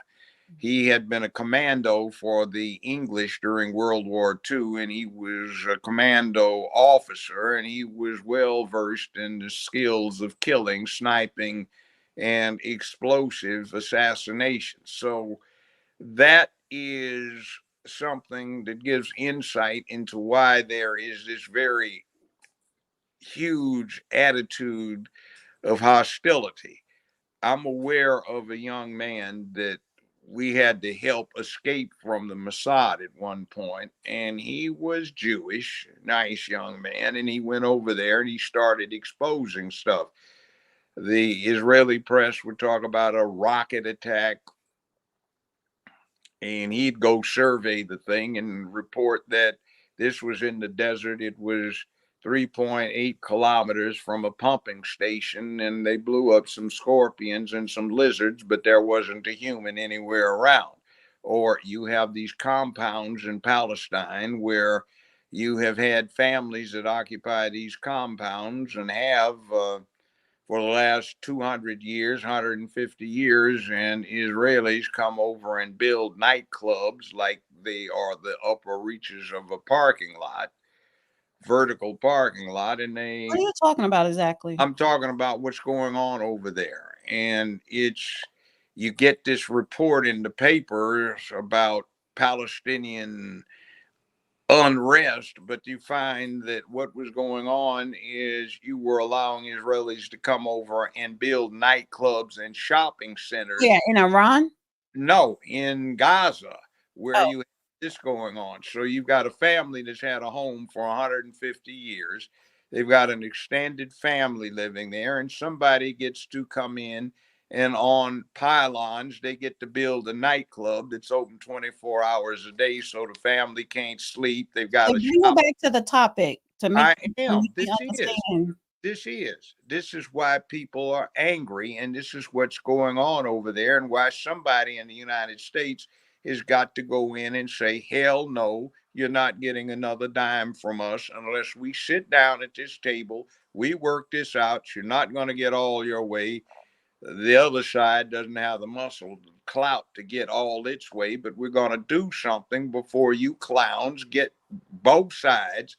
Do something that's going to get Israel backed up against the wall to the point where they deliberately, retaliatory wise, nuke everything they can reach over there, and the Iranians jump in it. And then you might not have World War III, but you got a huge Chernobyl moment going on over there. So what For I'm everybody, saying, for everybody. yeah, Nobody's safe. thing is radioactive clouds spread all around the world. They contaminate what the cows eat, contaminate the milk and formula that the babies eat, and we got a real live mess. So rather than just pandering over and over and being piss and scared of Israeli assassins taking you out, somebody's got to be brave, stand up to that and say, we're going to sit down at a table. Otherwise, you don't get another damn dime out of this before we get a nuclear exchange that doesn't necessarily go to World War III, but still screws up a lot of stuff for a whole lot of people. All right. So So I'm saying they're wrong on either side here. yeah. So it says, breaking. United States officials believe 400 to 500 drones and missiles will be launched at Israel. The United States predicts that about 85% of drones and missiles will be intercepted. The United States also appears to be ignoring Iran's warnings and will be assisting Israel intercepts everything that passes over U.S. ships. Up to 500 drones and missiles are expected to be launched from Iran, Iraq, Syria, northern Lebanon, and Houthis. Oh, yeah, but see, let's take this in context. Why the devil are we doing this when those B-1B bases that are launching the bones that are over there hovering in the Middle East and targeting the opposition forces with smart missiles and bombs, they're based 56 miles from the southern border, and we've had thousands of military-age Chinese, Al-Qaeda, ISIS, no telling what else, just walking across the borders, not checked at all, with luggage and rolled up sleeping bags and other things that can easily carry the equivalent of Stinger missiles and RPGs, one to take out that USAF base that's so near the border. We've got 24 bones, B-1Bs over there, and take those out. And we've got retaliatory targets all over the Southwest that are reachable by all of the aliens that have come across the border without anybody trying to stop them. We now have them transported to Chicago, New York, New Jersey, San Francisco, Los Angeles, Houston, all over the country. Now we have them in Tennessee. And all of these people that are coming in, getting transportation by bus, can be military grade infiltrators, commandos who don't have to parachute in at night, don't have to take a small rubber boat off of a barely submerged submarine and get to the shore. They can take a bus and get transportation and get put up in a 4-star hotel courtesy of the United States government without anybody checking. And you see all of the people that are pissed off that they can't get to the United States. Are they really pissed off because they can't get there? Or have they already gotten here? And we have another calculated, ruthless 911 moment in our near future where they don't have to go hijack any airplanes. They're already in place. They can carry suitcase nukes over. They can carry military grade high explosives surrounded by non-nuclear but radioactive material that'll make a very dirty bomb that will contaminate seriously a whole lot of places and kill a lot of American citizens.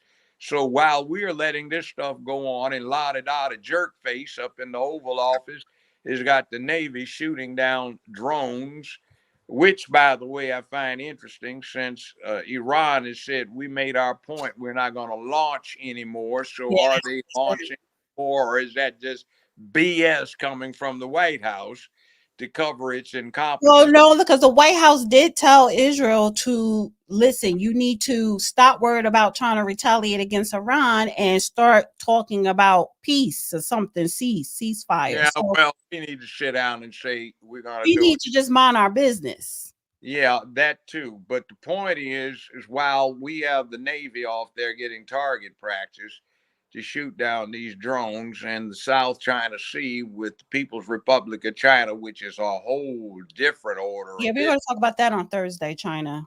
I don't Yeah, want to get into that. I want to bring this up.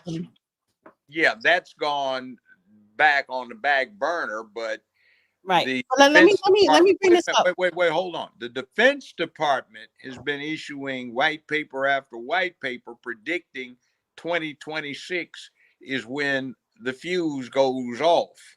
Okay. And that's when it's supposed to hit the fan with Taiwan. And what are we doing right now? We've run out of ammunition. Well, So yeah. we're giving Israel All right, all of let's save the Asian, Taiwan, China talk for Thursday. I want to move I on. know, but I'm just saying right now Let's- in Israel, and well, Let's move on. Ukraine as I well. need to bring something else up with this topic. Let me bring Yeah. it up. Okay, go ahead. So right now, what took place today was protests in New York and in Chicago airport, where you had Palestinians. They get out there and they march. They don't need no BLM or something to that effect. They don't need an organization like Black people do to get out there and be consistent with protesting. So, and they have been doing this since October the 7th, every week, sometimes every day. So I want to play this clip. Bridge, where you can see dozens, potentially maybe even 100 or so of these anti-Israel protesters have gathered and are purposely trying to impede traffic there. Take a look on the left side of your screen. The Brooklyn Bridge has a pedestrian walkway. It looks like things are getting a little physical right now. It looks like some of those bike officers are trying to make a few arrests there. The crowd is now running further down the bridge. But you see the people watching from above up on the left. That is a pedestrian walkway where you can walk down the Brooklyn Bridge if you'd like to. These activists, these protesters have decided, no, we don't want to do that. We want to block traffic instead. So what you see, the officers in the neon shirts, those are bike officers, obviously trying to either shoo them off of the bridge or start taking some folks into custody. And you can see they're trying to get away from those officers now. And Martha, we had the live shot earlier. Somebody had a Hezbollah flag walking around there. That is remarkable to see, a Hezbollah flag being paraded around the streets of Manhattan. That's not something I don't think anybody would expect to see, but that's the climate we're in these days. And you can see these officers trying to break up what they can here on the Brooklyn Bridge. You'll keep these live pictures up.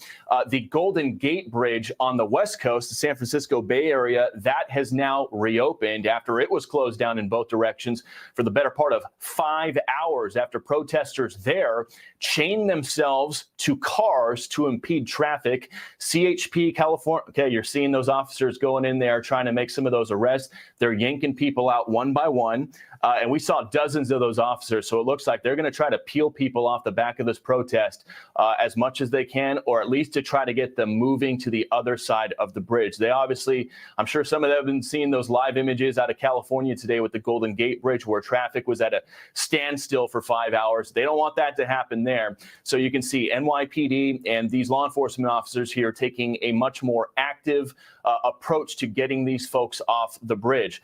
And you can see other people just going about their day on that pedestrian walkway, looking down below them at what is going on. So Martha, you mentioned it earlier, we've been seeing these protests really in a synchronized way breaking out in major cities all across the country today. I'll name some of them off. We obviously had the San Francisco area with the Golden Gate Bridge. We got New York City right now. We had Chicago earlier, O'Hare Airport being blocked, people having to get out of their vehicles with their luggage and walk their way into the airport. We had just a short time ago, Miami, 7 people arrested there for trying to impede people's commutes as much as possible today. But at least here in New York City, we're seeing those bike officers really shooing them off the bridge, a slew of criminal charges. And they said, yes, you are able to protest in the United States, but not like this. They said what happened on the Golden Gate Bridge was illegal and, quote, incredibly dangerous. Okay. I've seen this before. This is rookie stuff right here. You should have seen it in the 60s. That's This fine. happened every day. But the point I want to make here, no, you're right. But the point I want to make here is what you saw in the 60s were Black people. And then there were white I people saw too. white people too. Yeah, there were white people, especially when the Vietnam protests and stuff like that. You know, what you're going to see here is when the illegals who have crashed the border get involved in this, and they're going to be the ones that are the actual military grade material that have infiltrated the border along with the ordinary civilian border crasher criminals. So you are going to have a real problem when this stuff starts hitting the fan in this long, hot summer, which is going to be worse than it ever was in the past because of global warming, etc. So you're going to have lots of long, hot summer this summer and the next one. And when tempers get short, people get sweaty, they get aggravated, and they get used to doing this thing because it's becoming the popular thing to do. Then you're going to start getting the military grade illegal. Well, I guess he's not an illegal. He's just a soldier who is doing his job. You're going to get a lot of them participating in it, and some stuff is going to really start getting ugly. This is not ugly. This is just encouraged so people get used to the idea and they can see how the police respond. And militarily, they can come up with strategies and tactics to make the response to the civilian police response more effective. Right. All right. But seriously, what do you think is going to happen with all of these Al Qaeda and ISIS and Hamas representatives who are surely now in the United States in place, ready to go, that the U.S. Navy Well, has? we ain't having that conversation right now, honey, because I don't know. You know what I'm saying? We're not. I don't know the severity of guidelines as far as that type of content, but I get your point. And because we mentioned this before, so you know, I don't know. Somebody needs to take, I won't mention the specifics, but somebody needs to act like they've got some damn sense, because whoever sits in the White House is, one, the chief diplomat for the country, and two,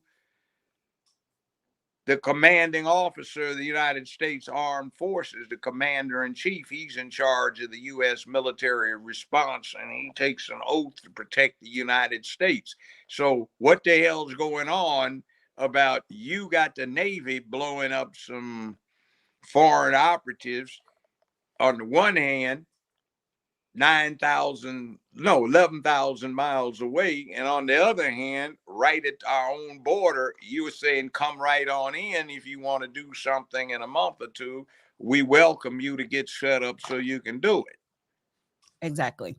All right, so I want to go to the main event tonight. The topic: Donald Trump. Today was the first day of the trial, right? And before I play this clip, Donald Trump hush money trial highlights from day one as jury selection gets underway. Former President Donald Trump hush money trial has concluded after day one. After several hours, jury selection began Monday afternoon in New York courtroom. More than 500 New Yorkers are expected to fill out questionnaires about their political beliefs before 12 are chosen, along with 6 alternate jurors. The process is expected to take 1 to 2 weeks. The first group of 96 jurors made their way into the courtroom today and were sworn. More than 50 were dismissed fairly quickly for saying they could not be fair and impartial. A handful of others were excused when asked if there was another reason they could not serve. Those reasons were not disclosed. So it said a couple of takeaways. Judge Juan Merchant reiterated his ruling that prosecutors cannot play the infamous Hollywood access tape to jurors because it's so prejudicial. Did I say that right? Prejudicial. And in other words, the prejudicial effect far exceeds the probative value. In other words, it's more likely to inflame somebody rather than do anything about advancing the evidence. The judge also says the judge will also allow testimony of Karen McDonald, a model who claimed to have an affair with Trump. Trump's motion for recusal was denied. Merchant said the arguments lack basis. A series of National Enquirer stories can be shown to jurors. The stories include negative coverage about Trump's 2016 political rivals, right? So anyway, let's look. See, this is what I did for a half century. I'm already, you know, I'm not really the one to ask, because I look at some people and I might say something good about them, like I did about Judge McAfee down there in Fulton County. I might say something very negative about something else, but there's no goddamn way in hell you need to allow the admission of a National Enquirer article on any goddamn thing. Right. I used to do in my courtroom what I did to show people as a reason why not to believe everything you read in the newspaper. I had 2 laminated front page articles from the National Enquirer. And what they were 14 months apart, but supposedly 5 years apart. They had a boy, male. Can you make it quick? Because I want Okay, to. I am. They had a male infant, and they had a pig snout airbrushed on this child's face. And they said, half boy, half pig, born in barnyard, adopted by loving farmer couple. Then 14 months later, they had a 5-year-old looking kid with a obviously airbrushed pig snout on his face saying, half boy, half pig, born in barnyard, prospers 5 years later in elementary school, raised by a loving farmer couple. So the point is National Enquirer had this on their front page, a airbrushed pig snout on a kid, and you're supposed to believe this is It's fake news, actually. It's fake news. fake news. So you're going to let this purveyor of fake news get introduced in front of your court as evidence on any damn thing. Next point that I'm mad about is what I dealt with mostly is criminal law. One of the reasons you very seldom ever hear something about a hush money trial is this. If the hush money is telling somebody they should not reveal a violation of a contract, they should not reveal embezzlement that's going on officially, they should not reveal the commission of a crime, that's hush money. If somebody pays another person hush money so they do not get embarrassed, it's called blackmail. That's a felony. So in other words, you've got a man on trial right here for being the victim of felony blackmail. It is the most astonishingly stupid thing I've ever seen in my life. And the next thing is you've got a corporation on trial here, which technically should have been separated out into a separate trial, but for clown show purposes, they combined them. And remember, corporations are individuals, theoretical, fictional individuals to be sure, but they're individuals, and under the 14th and 15th Amendment, they have individual rights. So you're combining them with another person, and it's going to be a real circus. And what have you got the corporate entity indicted for? There was a gag order in place not to disclose the terms of the settlement. So what winds up happening is they are indicted for following the gag order. This is the most preposterous miscarriage of justice that's these charges being brought. It's astonishing. So and let the me read ignorance this. of the American people not knowing about their law to that extent is astonishing. All right, let me read this. It says it marks the first time a former president has gone to trial over criminal charges, which stem from 6-figure hush money payments that ex-president allegedly made to former porn star Stormy Daniels and Playboy playmate Karen McDougal ahead of 2016 election. Trump has pleaded not guilty to 34 felony courts of falsifying business records in an effort to cover up the payments to keep Daniels and McDonald quiet about alleged affairs the women say they had with him. They're saying that this trial is expected to last about 2 months, and Trump faces up to 4 years in prison if convicted. The problem that I have, right? It says because it's a criminal trial, the former commander-in-chief must show up at court every day. That's what they want. Right. So let me just say this also, because what they're accusing him of took place before he was even president. That's number one. And then number two, they're trying to say that the money that he allegedly gave them, he took that money from his company So they're trying to say that you allocated money to give to women from your company, and you can't do that, basically.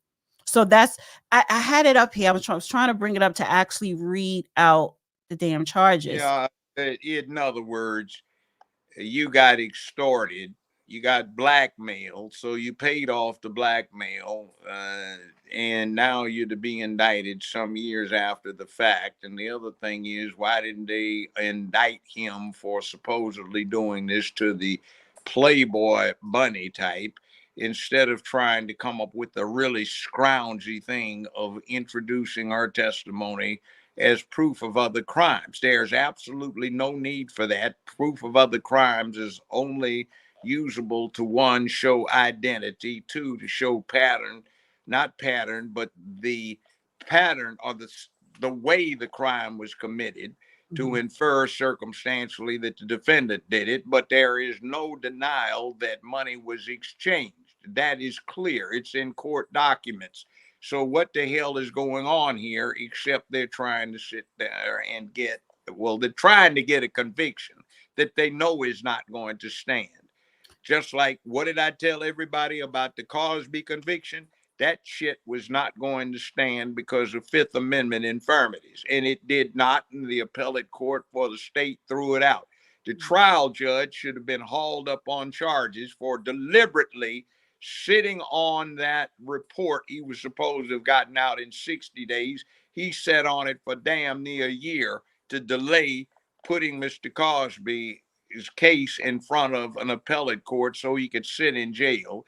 Mr. Cosby, we've talked to, he got offer after offer to get out immediately on parole if he just fessed up the way they wanted him to do it. He said, hell no. He stayed in there and he got exonerated because he committed no damn crime. And the same thing right here. This is a miscarriage of justice. This is precisely why we have a thing called the Bill of Rights, to keep the state's authority and power being used for a political purpose. And the whole scam here is to tie this man up so he's got to sit in court interminably long during a critical portion of the campaign season so that he can be crippled in campaigning. But I suspect what he's going to wind up doing is every day when he walks down the steps of the courthouse, he's going to take advantage of this as a great political opportunity. Then we're they're going to try to probably issue a gag order. But let me read this. Take a breath. But they won't gag that effer. Right. Fanny, take a breath. But take look a at breath. this. Take a breath. Yeah, let me read this. It's horrible. Let me read this. Just slow down. Trump is set to face trial for charges of allegedly falsifying business documents in connection to an alleged hush money payment to adult film actor Stormy Daniels. So that's what it was. So they say you paid this woman and you paid her with money from your business and you falsified business documents, right? So it says last year, Manhattan District Attorney Alvin Bragg charged Trump in a 34-count indictment over the alleged hush money payment, which prosecutors allege was intended to prevent Daniels from discussing her claims of an affair with the former president. So 34-count indictment. That's blackmail. So the bottom line is you've got somebody that got away with felony blackmail, and you are letting them be your number one witness. And all of the stuff with John F. Kennedy and Marilyn Monroe, who wound up dead, by the way, with her singing happy birthday in the basement of the White House and what really went on down there. All of the stuff with the Johnson affairs that went on in the White House. All of the stuff with the Nixon affairs that went on in the White House. The hush money that flew back and forth. What went on in every damn White House, it seems, except the Carter one. And you want to sit down and write this out, draft this out, where you're going to get somebody for this? Look at Bill Clinton, for God's sake. You didn't go after him with some felony charges. You went after him with some civil contempt things for supposedly trying to sit there and deal with perjury. This is not what happened here. You are charging the first time, and this is $230 35 years since the Constitution was ratified, 233 years after the Bill of Rights was ratified.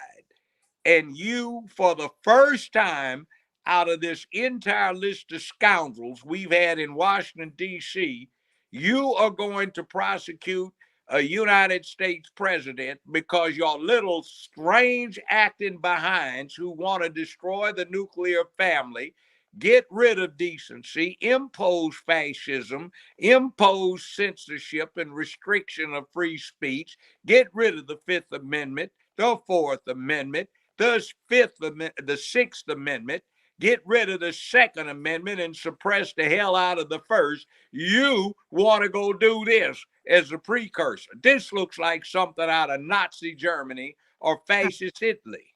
All right. So let me say this. Absurd. So it says possible gag order violations. The prosecution introduced a motion Monday to sanction Trump for social media posts that they argue violate his gag order. How in the hell are you going to gag him about political commentary? You can't. And it has nothing to do with the goddamn trial. That's what we're talking about here. So Americans need to get really worked up, because if they'll do it to a former president of the United States of America who looks like he's going to become the next president, because you have a little bunch of dissenters out there someplace who are off in that never, never rainbow land, you ought to be very damn scared that they're going to do it to you. Yeah, they don't want him talking about the case on social media. That's what they're trying to get the gag order in for. It says the prosecution requested Trump be fined $1,000 for each of the 3 potential violations. Judge Merchant announced he will hear arguments in the matter on Tuesday, April 23rd at 9:30 a.m. Also, what came out today, Trump won't be allowed to attend Barron's high school graduation. Former President Donald Trump briefly addressed the media as he left the courthouse at the end of the first day of his hush money trial. It looks like the judge will not let me go to the graduation of my son, who's worked very, very hard. He's a great student.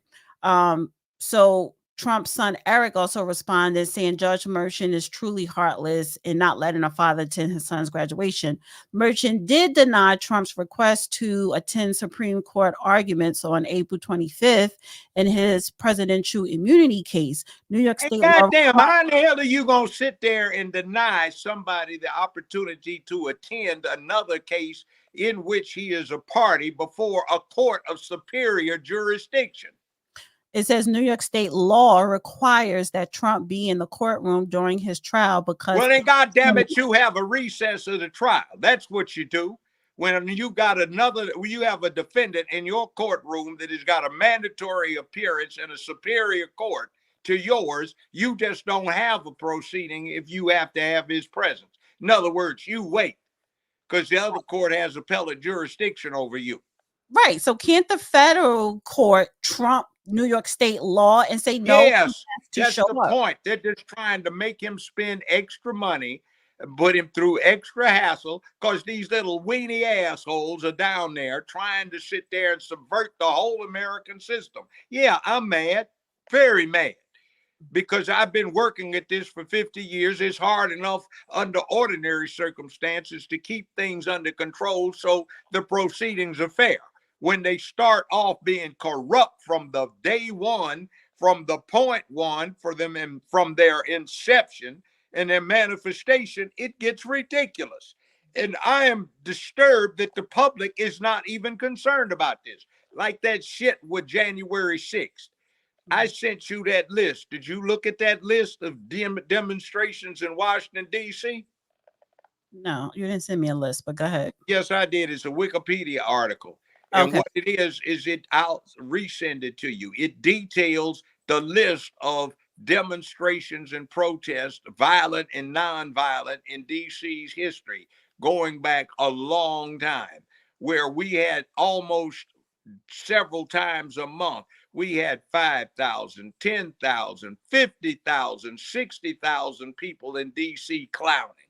in my lifetime, and you get bent out of shape because 180 people cause trespass. You have situations where shots were fired, windows are broken, things are burnt up, National Guard called out, and people want to call 180 people getting let into the Capitol building and insisting that the American law be followed, and you want to call that an insurrection? You want to try and go after a man for calling it the law is to be followed? What is he supposed to do? Well, it actually came out today that, on January 6th, before those people went into the Capitol building, that Donald Trump issued, before he spoke, he issued for the National Guard to be on duty and be present to prevent anything from happening. But God damn it, Nancy. they left that out. Wait, stop. They left that out. They left that out of the courts or whatever. So I want to play two clips of him today. I want to play two clips of him when he left the office. When he left the courtroom today. So this is the first clip from the morning. Walking into the courtroom. Is that common, Andy? Yeah. Huh. Here's President Trump as he walks in. Let's just see if we get a comment. Mr. Trump, you were at jail time. Are you ready to lose voters if there's conviction? This is an assault on America. Nothing like this has ever happened before. There's never been anything like it. Every legal scholar said this case is nonsense. It should never have been brought. It doesn't deserve anything like this. There is no case, and they've said it. People that don't necessarily follow or like Donald Trump said this is an outrage that this case was brought. This is political persecution. This is a persecution like never before. Nobody's ever seen anything like it. And again, it's a case that should have never been brought. It's an assault on America. And that's why I'm very proud to be here. This is an assault on our country. And it's a country that's failing. It's a country that's run by an incompetent man who's very much involved in this case. This is really an attack on a political opponent. That's all it is. So I'm very honored to be here. Thank you very much.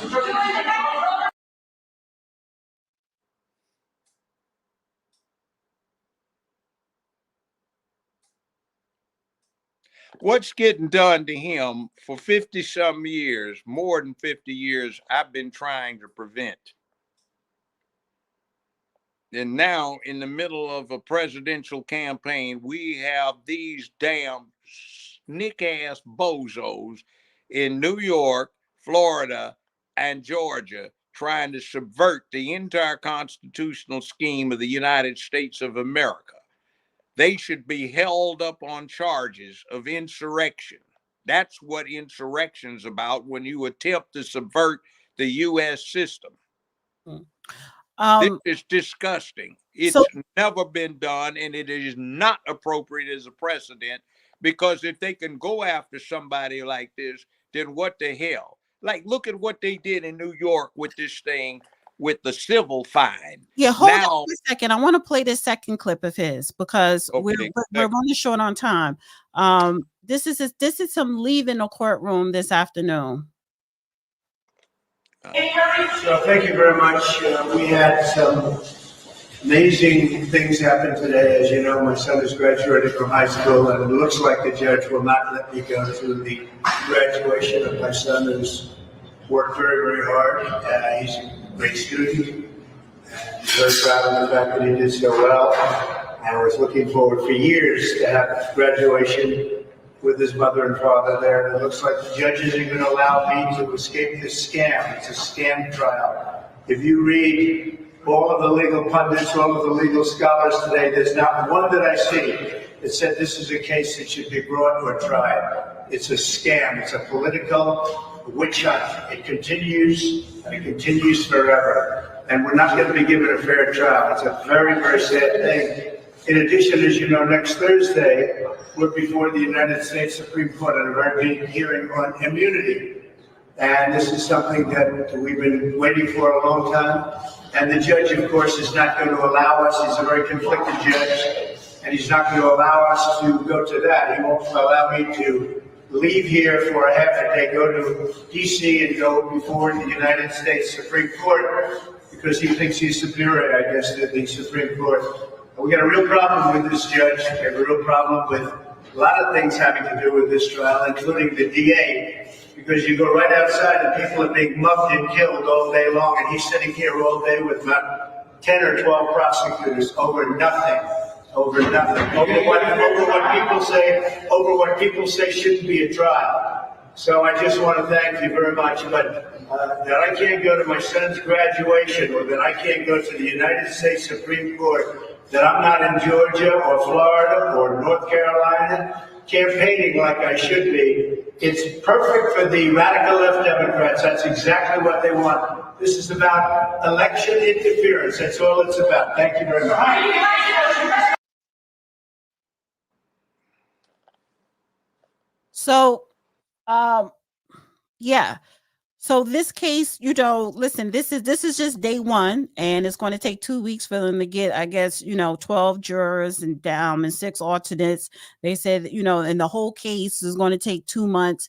They trying to put a gag order, and I don't know if the gag order means, I think it's just for social media, but he could probably still speak to the press when he leaves the courtroom. Let me say this. Let me finish.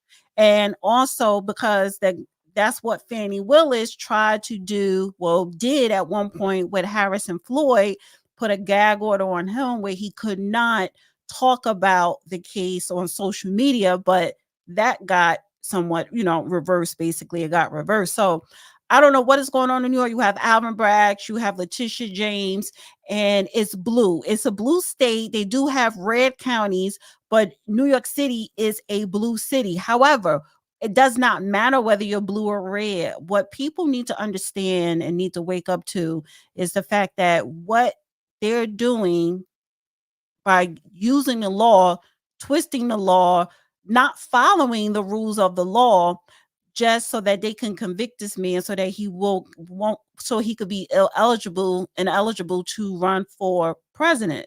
Because, Judge, if he is convicted, as let's say he's found guilty, and this is a criminal case, does that mean he can no longer run for president?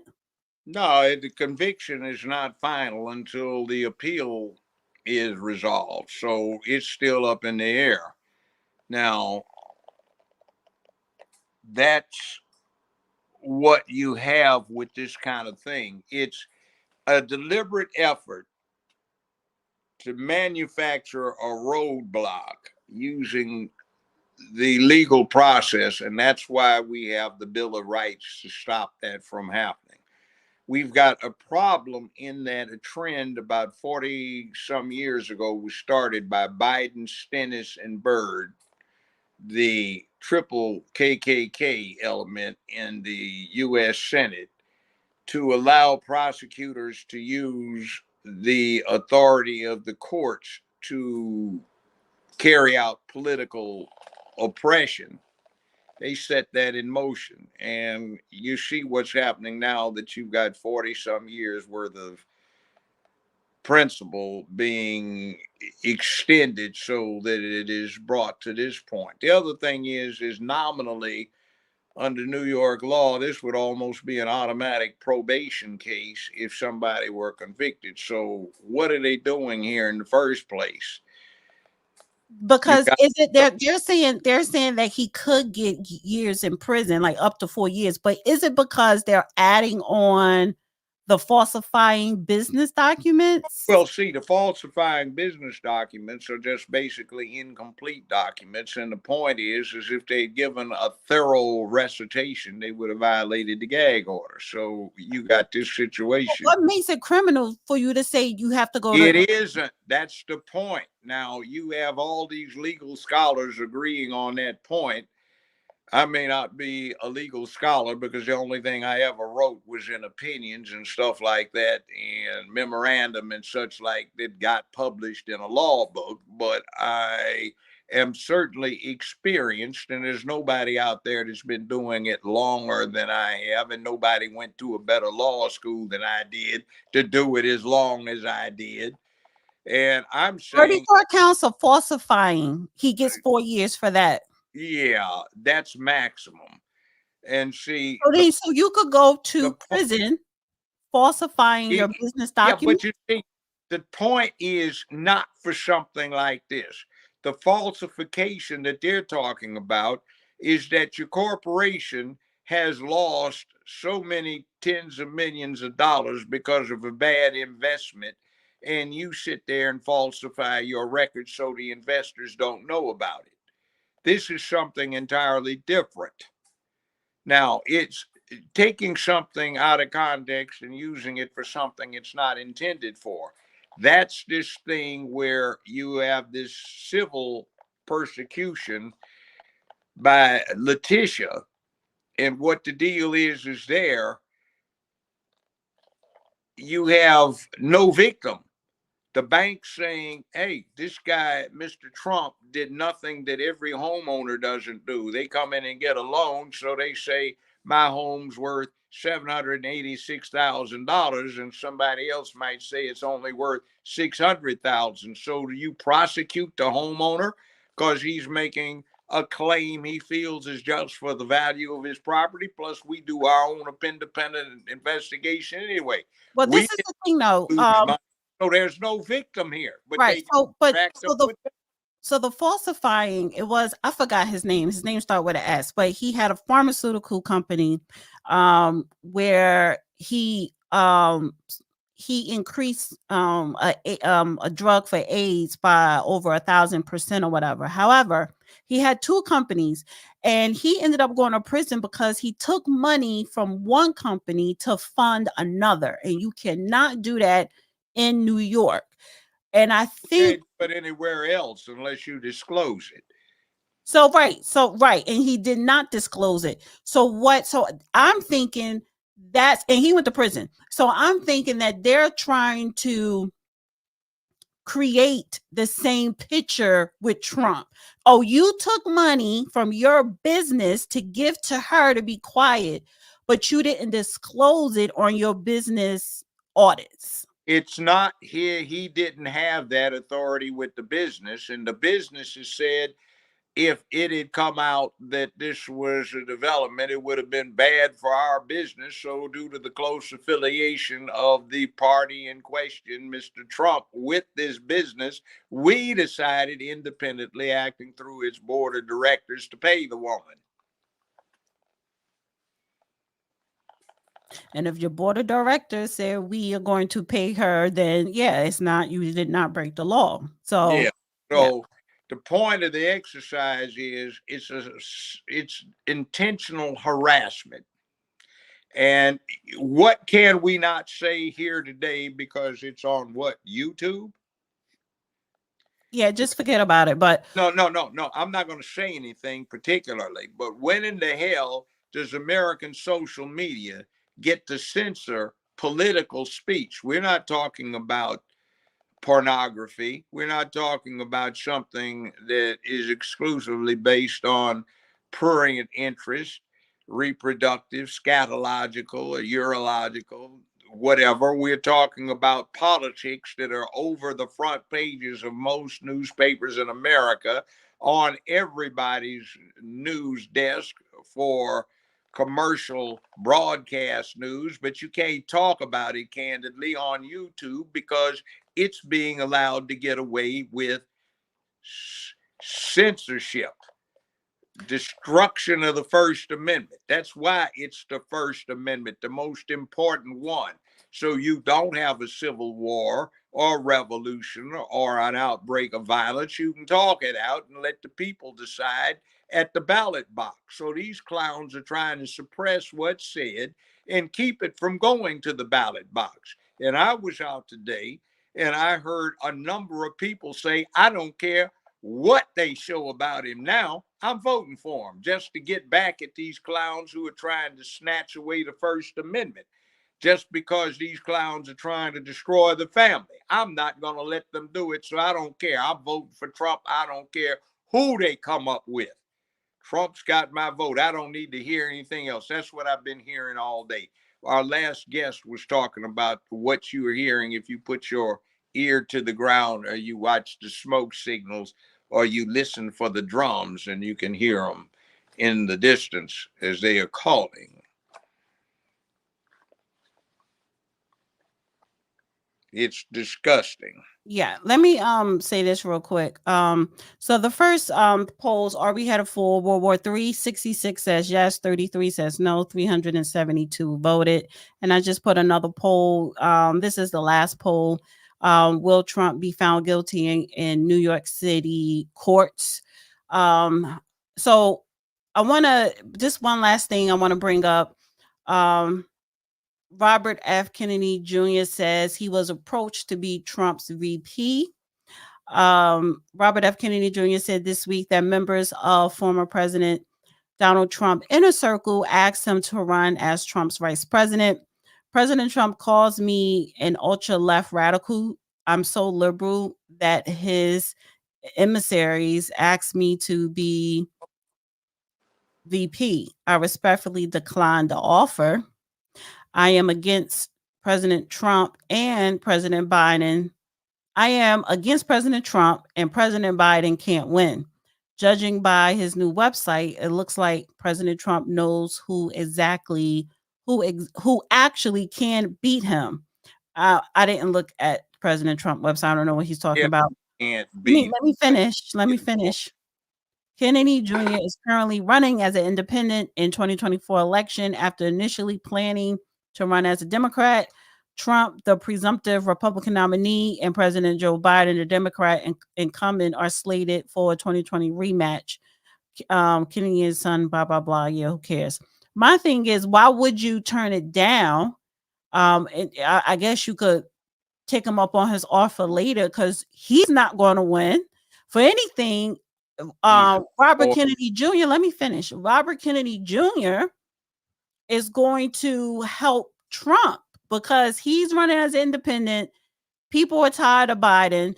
So the independent third party usually floats their votes, and it is either benefits the Democrat or Republican. So in this case, Robert F. Kennedy Jr., his votes are going to go to Trump, not Biden. So why wouldn't you want to be his VP? A majority of all VPs are against the person who asked them to be VP.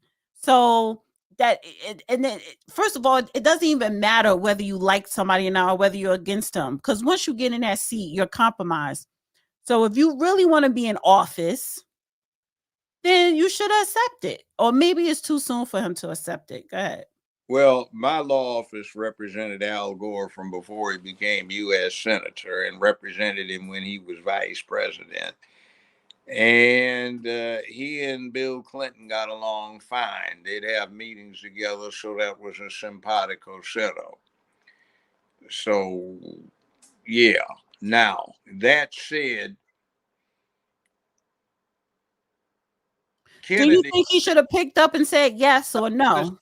That's talk right now because it hasn't hit the crunch time. This is when these things are supposed to be resolved in April, going into May, and they've got Trump's tied up listening to some nitwit prosecutors ramble on with bullshit while he ought to be out tending to the business of the American public. Now, that said, look at Queen Law, Bed Wench Harris, and she was bad mouthing Bozo the Clown, the Klansman, a whole lot at this point in the campaign season until he decided to indicate he wanted her for the vice presidency. Now, he has no chance of winning, but he does have a chance of spoiling it for Trump.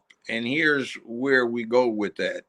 The bozos on the plantation are going to vote for Massa Biden no matter what. The woke bunch, they're going to vote no matter what because they perceive him as a Constantine who is pushing the current religious object the cult of the rainbow, and they look at him as somebody that's going to help them out. So they aren't going anywhere anytime soon. So they're there solidly. So what you have, if Kennedy's in this, is he's splitting off these people that just say Biden's full of it. I'm tired of it. But I'm not sure about Trump. So which one do I vote for? And you split the vote, divide and conquer. That's what he's doing. He's got his merits, but that's not saying that there won't be a later rapprochement with the Democratic Party because of this.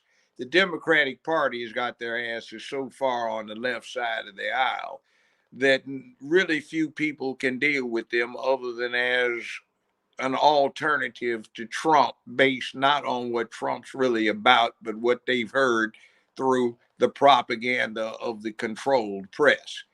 So what Kennedy's position is as somebody that's a spoiler. If they come up with something that's attractive to him and he gets to looking at some of the numbers, he might still go in and support Trump when he gets talked into it.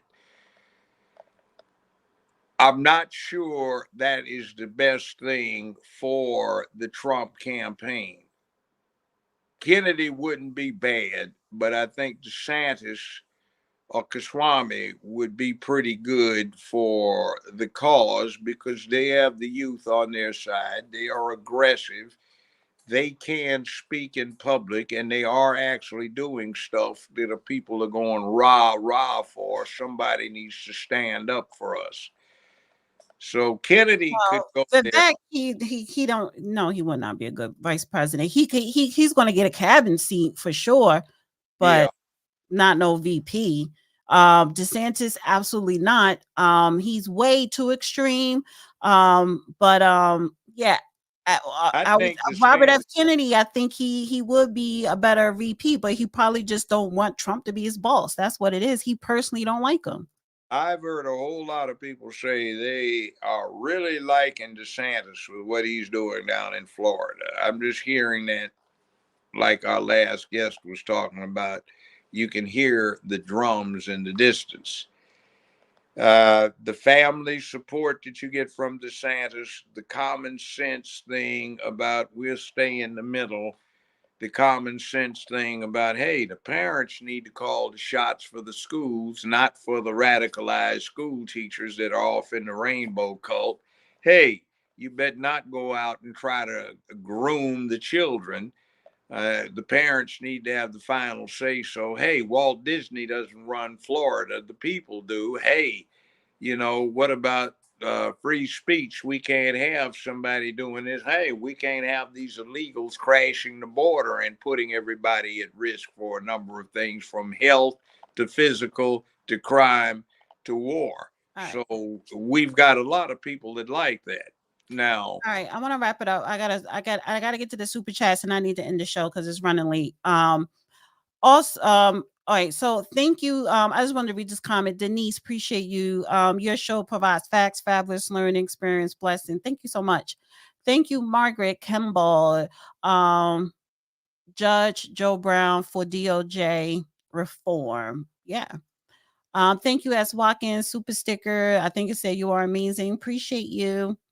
Daniel Patrick, Judge Joe Brown, Mike Redbar is live right now doing a hit piece with woman claiming misconduct, other sick stuff against you. Hope you sue him for libel. Who is that? Who? I haven't done anything. Actually, let me pull. I don't know who you're talking about. Let me pull it up, and why don't you email me the link? But I'm going to. Who in the hell is Mike Redbar? Never heard of him. Is this person on YouTube? Redbar. Oh, I've never done anything against any woman. That's bullshit. So anyway, if they're talking about that crash where, what was it? If I get it, Moesha's mother on the TV show Moesha, she was talking about Yeah, I don't know what it is. Judge did that to her, but that wasn't me. No, it wasn't that. No, just leave it alone. Leave it alone. No, Leave it but I'm alone. just saying on that, since I brought that up, it wasn't me. That was No, they Mayor don't. Koch. Yes, just leave it alone. Leave it alone. No, that's not it. The Pan-African Report. I just wanted to highlight your comment because, sir, I'm just going to let you know you don't come up here telling me, and it wasn't just you, it was other people. Don't tell me how to run this show, what to do, what not to do, because I know when to cut him off. I know when to say, let's move on. I know what I'm doing. You don't know. So just sit back, shut up, and enjoy the show. But as for you, Pan-African Report, she won't let the judge say anything all time today. It was about the terrorists crossing the border, which can be said on YouTube. I hear it on news channels and high profile channels, yet she thinks she can't. Well, first of all, those news channels are like CBS, Fox News. They have a conglomerate that's protecting them, right? They're an actual news channel. I'm more independent. They're not. That's number one. Number two, any other regular YouTube channel that have a whole bunch of subscribers and more views than me, they don't have this man next to me on it. So you two don't care what I say. So I can get up here and talk about the terrorists at the border, but potential possible terrorists. And everybody else on YouTube can talk about it because they don't care what they say. They know this man over here actually knows the truth. And so they only care about the people who speaks the truth. 99.9% on YouTubers don't speak the truth. It's all about assumptions, what we think, and our opinions. Even the major, I'm not finished, even the major media outlets, Fox, CNN, all those, right? So that is the difference between my channel and doing this show with him. Is yes, he has to watch what he says. I am the watchdog for what comes out his mouth because it's him who is saying it, because he actually knows what is true, what is false, because he's been there, done that.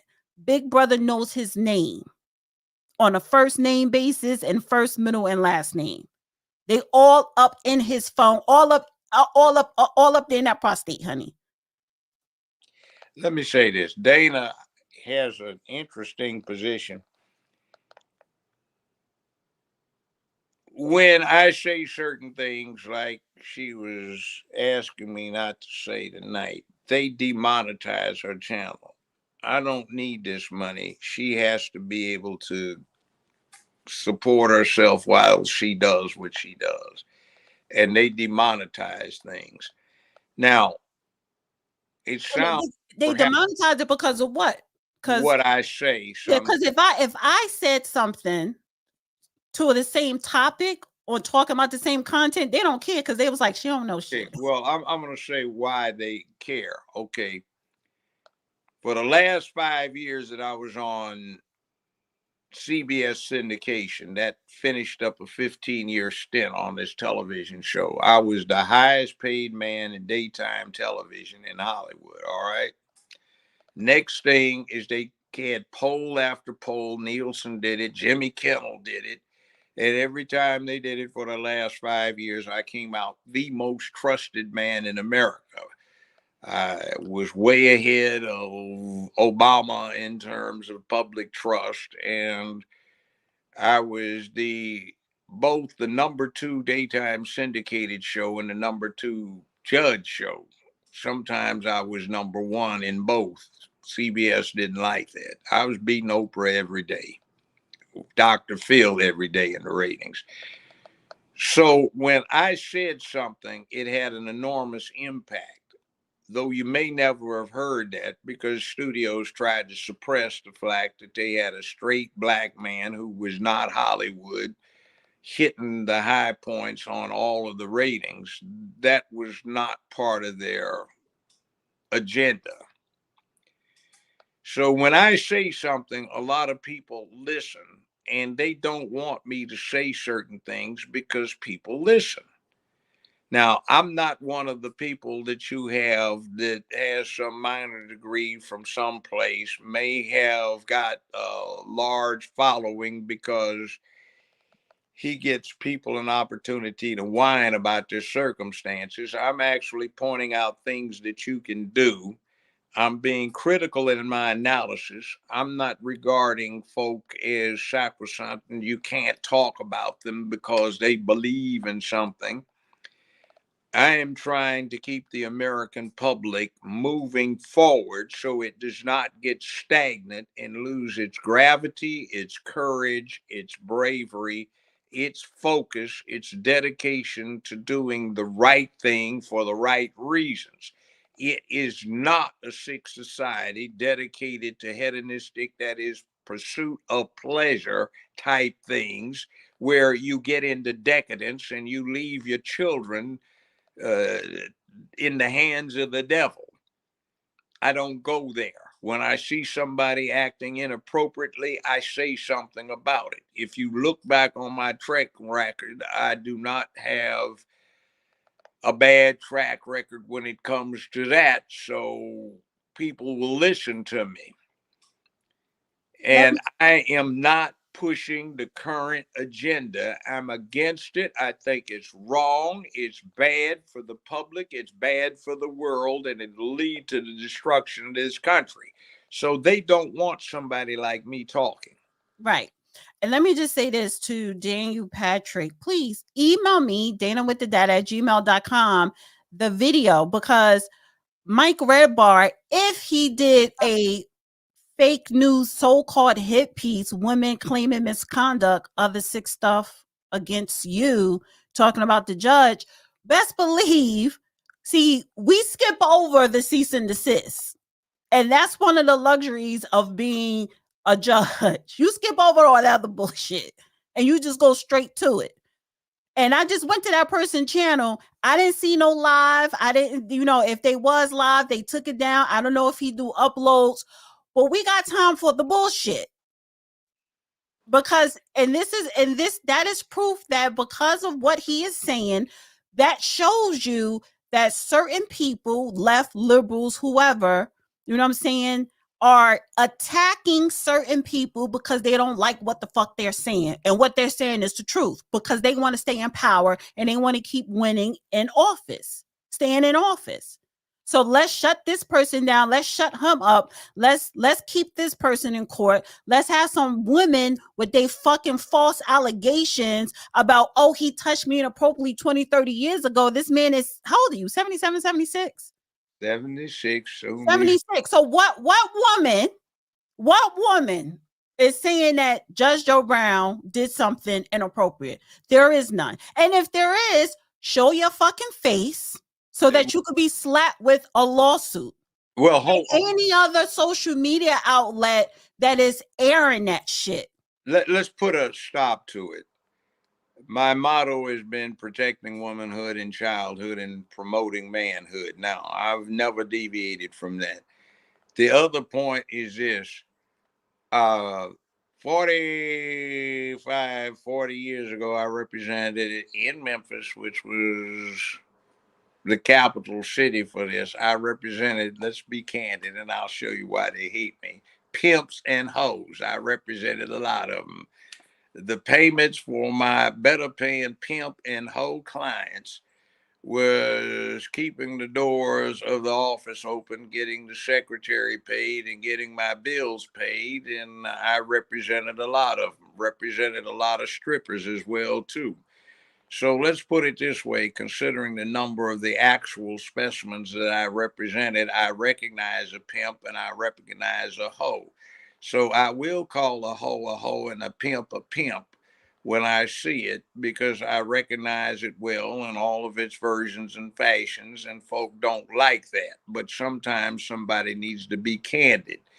That is contrary to something I've seen very bad from the pulpits over the last 30 years. Preachers don't preach against sin. They talk about belief rather than acting right. Right. So I think you should be talking about acting right. And when I see a hoe, I will call a hoe out. When I see a pimp, I will call a pimp. And you ain't never have to be inappropriate with any woman ever. You ain't have to. So yeah, we with the I shit ain't bad. over here. We with the shits. I got Boys on deck. But you know. All right, so I want to say thank you to Kathy. She sent me a Cash App, a couple more super chats, and then we're gonna get up out of here. Thank you, Nikki. Appreciate you. Cowboy Rob. Well, all is said and done. He's going to wind up suing the city of New York and the state of New York and being the king of New York. He's talking about Trump. Can he sue the city? If he wins this case, can he turn around and sue the city? I don't think so, but the Justice Department, if he gets a good one in, can independently say, this looks like abuse of process, this looks like election interference, and he's calling it right on that. And there's a certain type of profound justice when somebody gets brought up on the same charges they're trying to put on somebody else. That's like Fanny down there in Fulton County. We're finding that it looks like she's been engaging in organized crime, RICO activity for real. Mm-hmm. Okay. All right. So that kind of thing. And we see Letitia James, and we start getting into what she's been up to, and we start seeing a certain type of colored mammy that gets put out in front of the public to run stuff, and what their ambition is to get to the top. I imagine what Letitia is trying to do is what Thomas Dewey did. In case you're not up on your American history, Thomas Dewey was the New York prosecutor who went after Lucky Luciano, the mafia figure, and he got a conviction, thanks in large part to Luciano doing him the favor of taking the stand and testifying and making a weak case a strong case. But he wound up being governor of New York as a consequence of his actions in prosecuting the notorious Lucky Luciano. And he wound up being a candidate for president against Harry Truman twice. Or, excuse me, FDR one time and Truman one time. All right. Say goodnight, Judge. We'll be tomorrow, Twitter Space tomorrow. And we'll be back here on YouTube Thursday. So every Monday and Thursday, Man Up with Judge Joe Brown. Eventually I'll probably go back to doing my own shows on Wednesdays, talk about the migrant crisis, but we'll be back on YouTube Thursday. And I think I'm gonna have to go in a little bit on cunts. Yeah, but some serious business, since you listeners live in the United States of America for the most part. For the most part, you're legally here, either with a green card or as a citizen. You will be exposed more and more frequently to the consequences of the southern border being wide open, and all sorts of people who should not be here are here criminally. We have a problem in the Middle East with Gaza. And we have people who fanatically 23 years ago on 9/11 infiltrated the country, took flight lessons, hijacked several aircraft, and created some disasters for the country. We have some people who are even angrier now than they were then, and they don't have to come in here and sneak. They don't have to hijack planes. They are already here. Nobody stopped them from bringing military grade explosives or weaponry over here. They are situated thanks to the U.S. government giving them free transportation, and they're getting angrier and angrier about the Gaza situation. They're feeling more and more self-righteous. We have these demonstrations that are going on, and we have those illegals who are over here who may not just be civilians. They may actually be spies, espionage agents, or military actors for some of the parties that the United States is badly offending.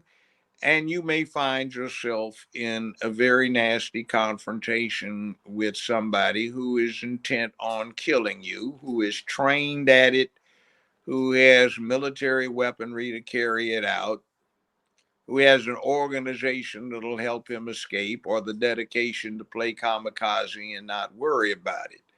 So you're going to be in danger. So be on guard. Watch what's going on around about you.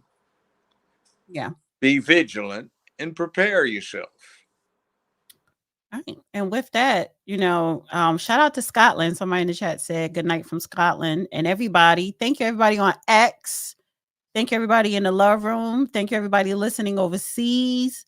Everybody listening everywhere. And beware overseas too. You're in even graver danger than us because you're closer to the locale. Yeah, true. And listen, I appreciate and love everyone who sent in a donation. Thank you so much. Every little bit helps. And everybody have a wonderful week. Have a wonderful night. We'll be back here Thursday. And if you have time, join us on X tomorrow. I got to get better I need to teach someone how to produce this show so I don't have to be like doing so much and I could be focused, because I keep forgetting. Like this is why I slow you down. But I have to, when I'm gonna start doing because I write down our topics, I'm gonna write down intermission so I could promote your product, Judge Joe Brown barbecue sauce. Go to jjbbbq.com, order you some barbecue sauce, or go to Amazon. You can also order it on Amazon as well. So get the barbecue sauce. So yeah, I have to get better with this. That's why we have to slow things down and take a breath. But anyway, guys. Yes, Valerie Denise that I do this thing with. Yeah, but Valerie be busy. She have time on a Monday and a Thursday? But she doesn't participate so much like you do. She just sort of lays back and produces. No, I need someone behind the scenes to That's do what stuff. I'm saying. That's right. true. But she may not have the time, but I get what you're saying. But that is a good suggestion. But anyway, all right, we'll see you on Monday. And if you have time, join us on X Space tomorrow. At Judge Joe Brown TV, at Judge Joe Brown TV. Good night. Say good night. Good night. Oh, and thank you, Southern Belle. Great moderator. Love you.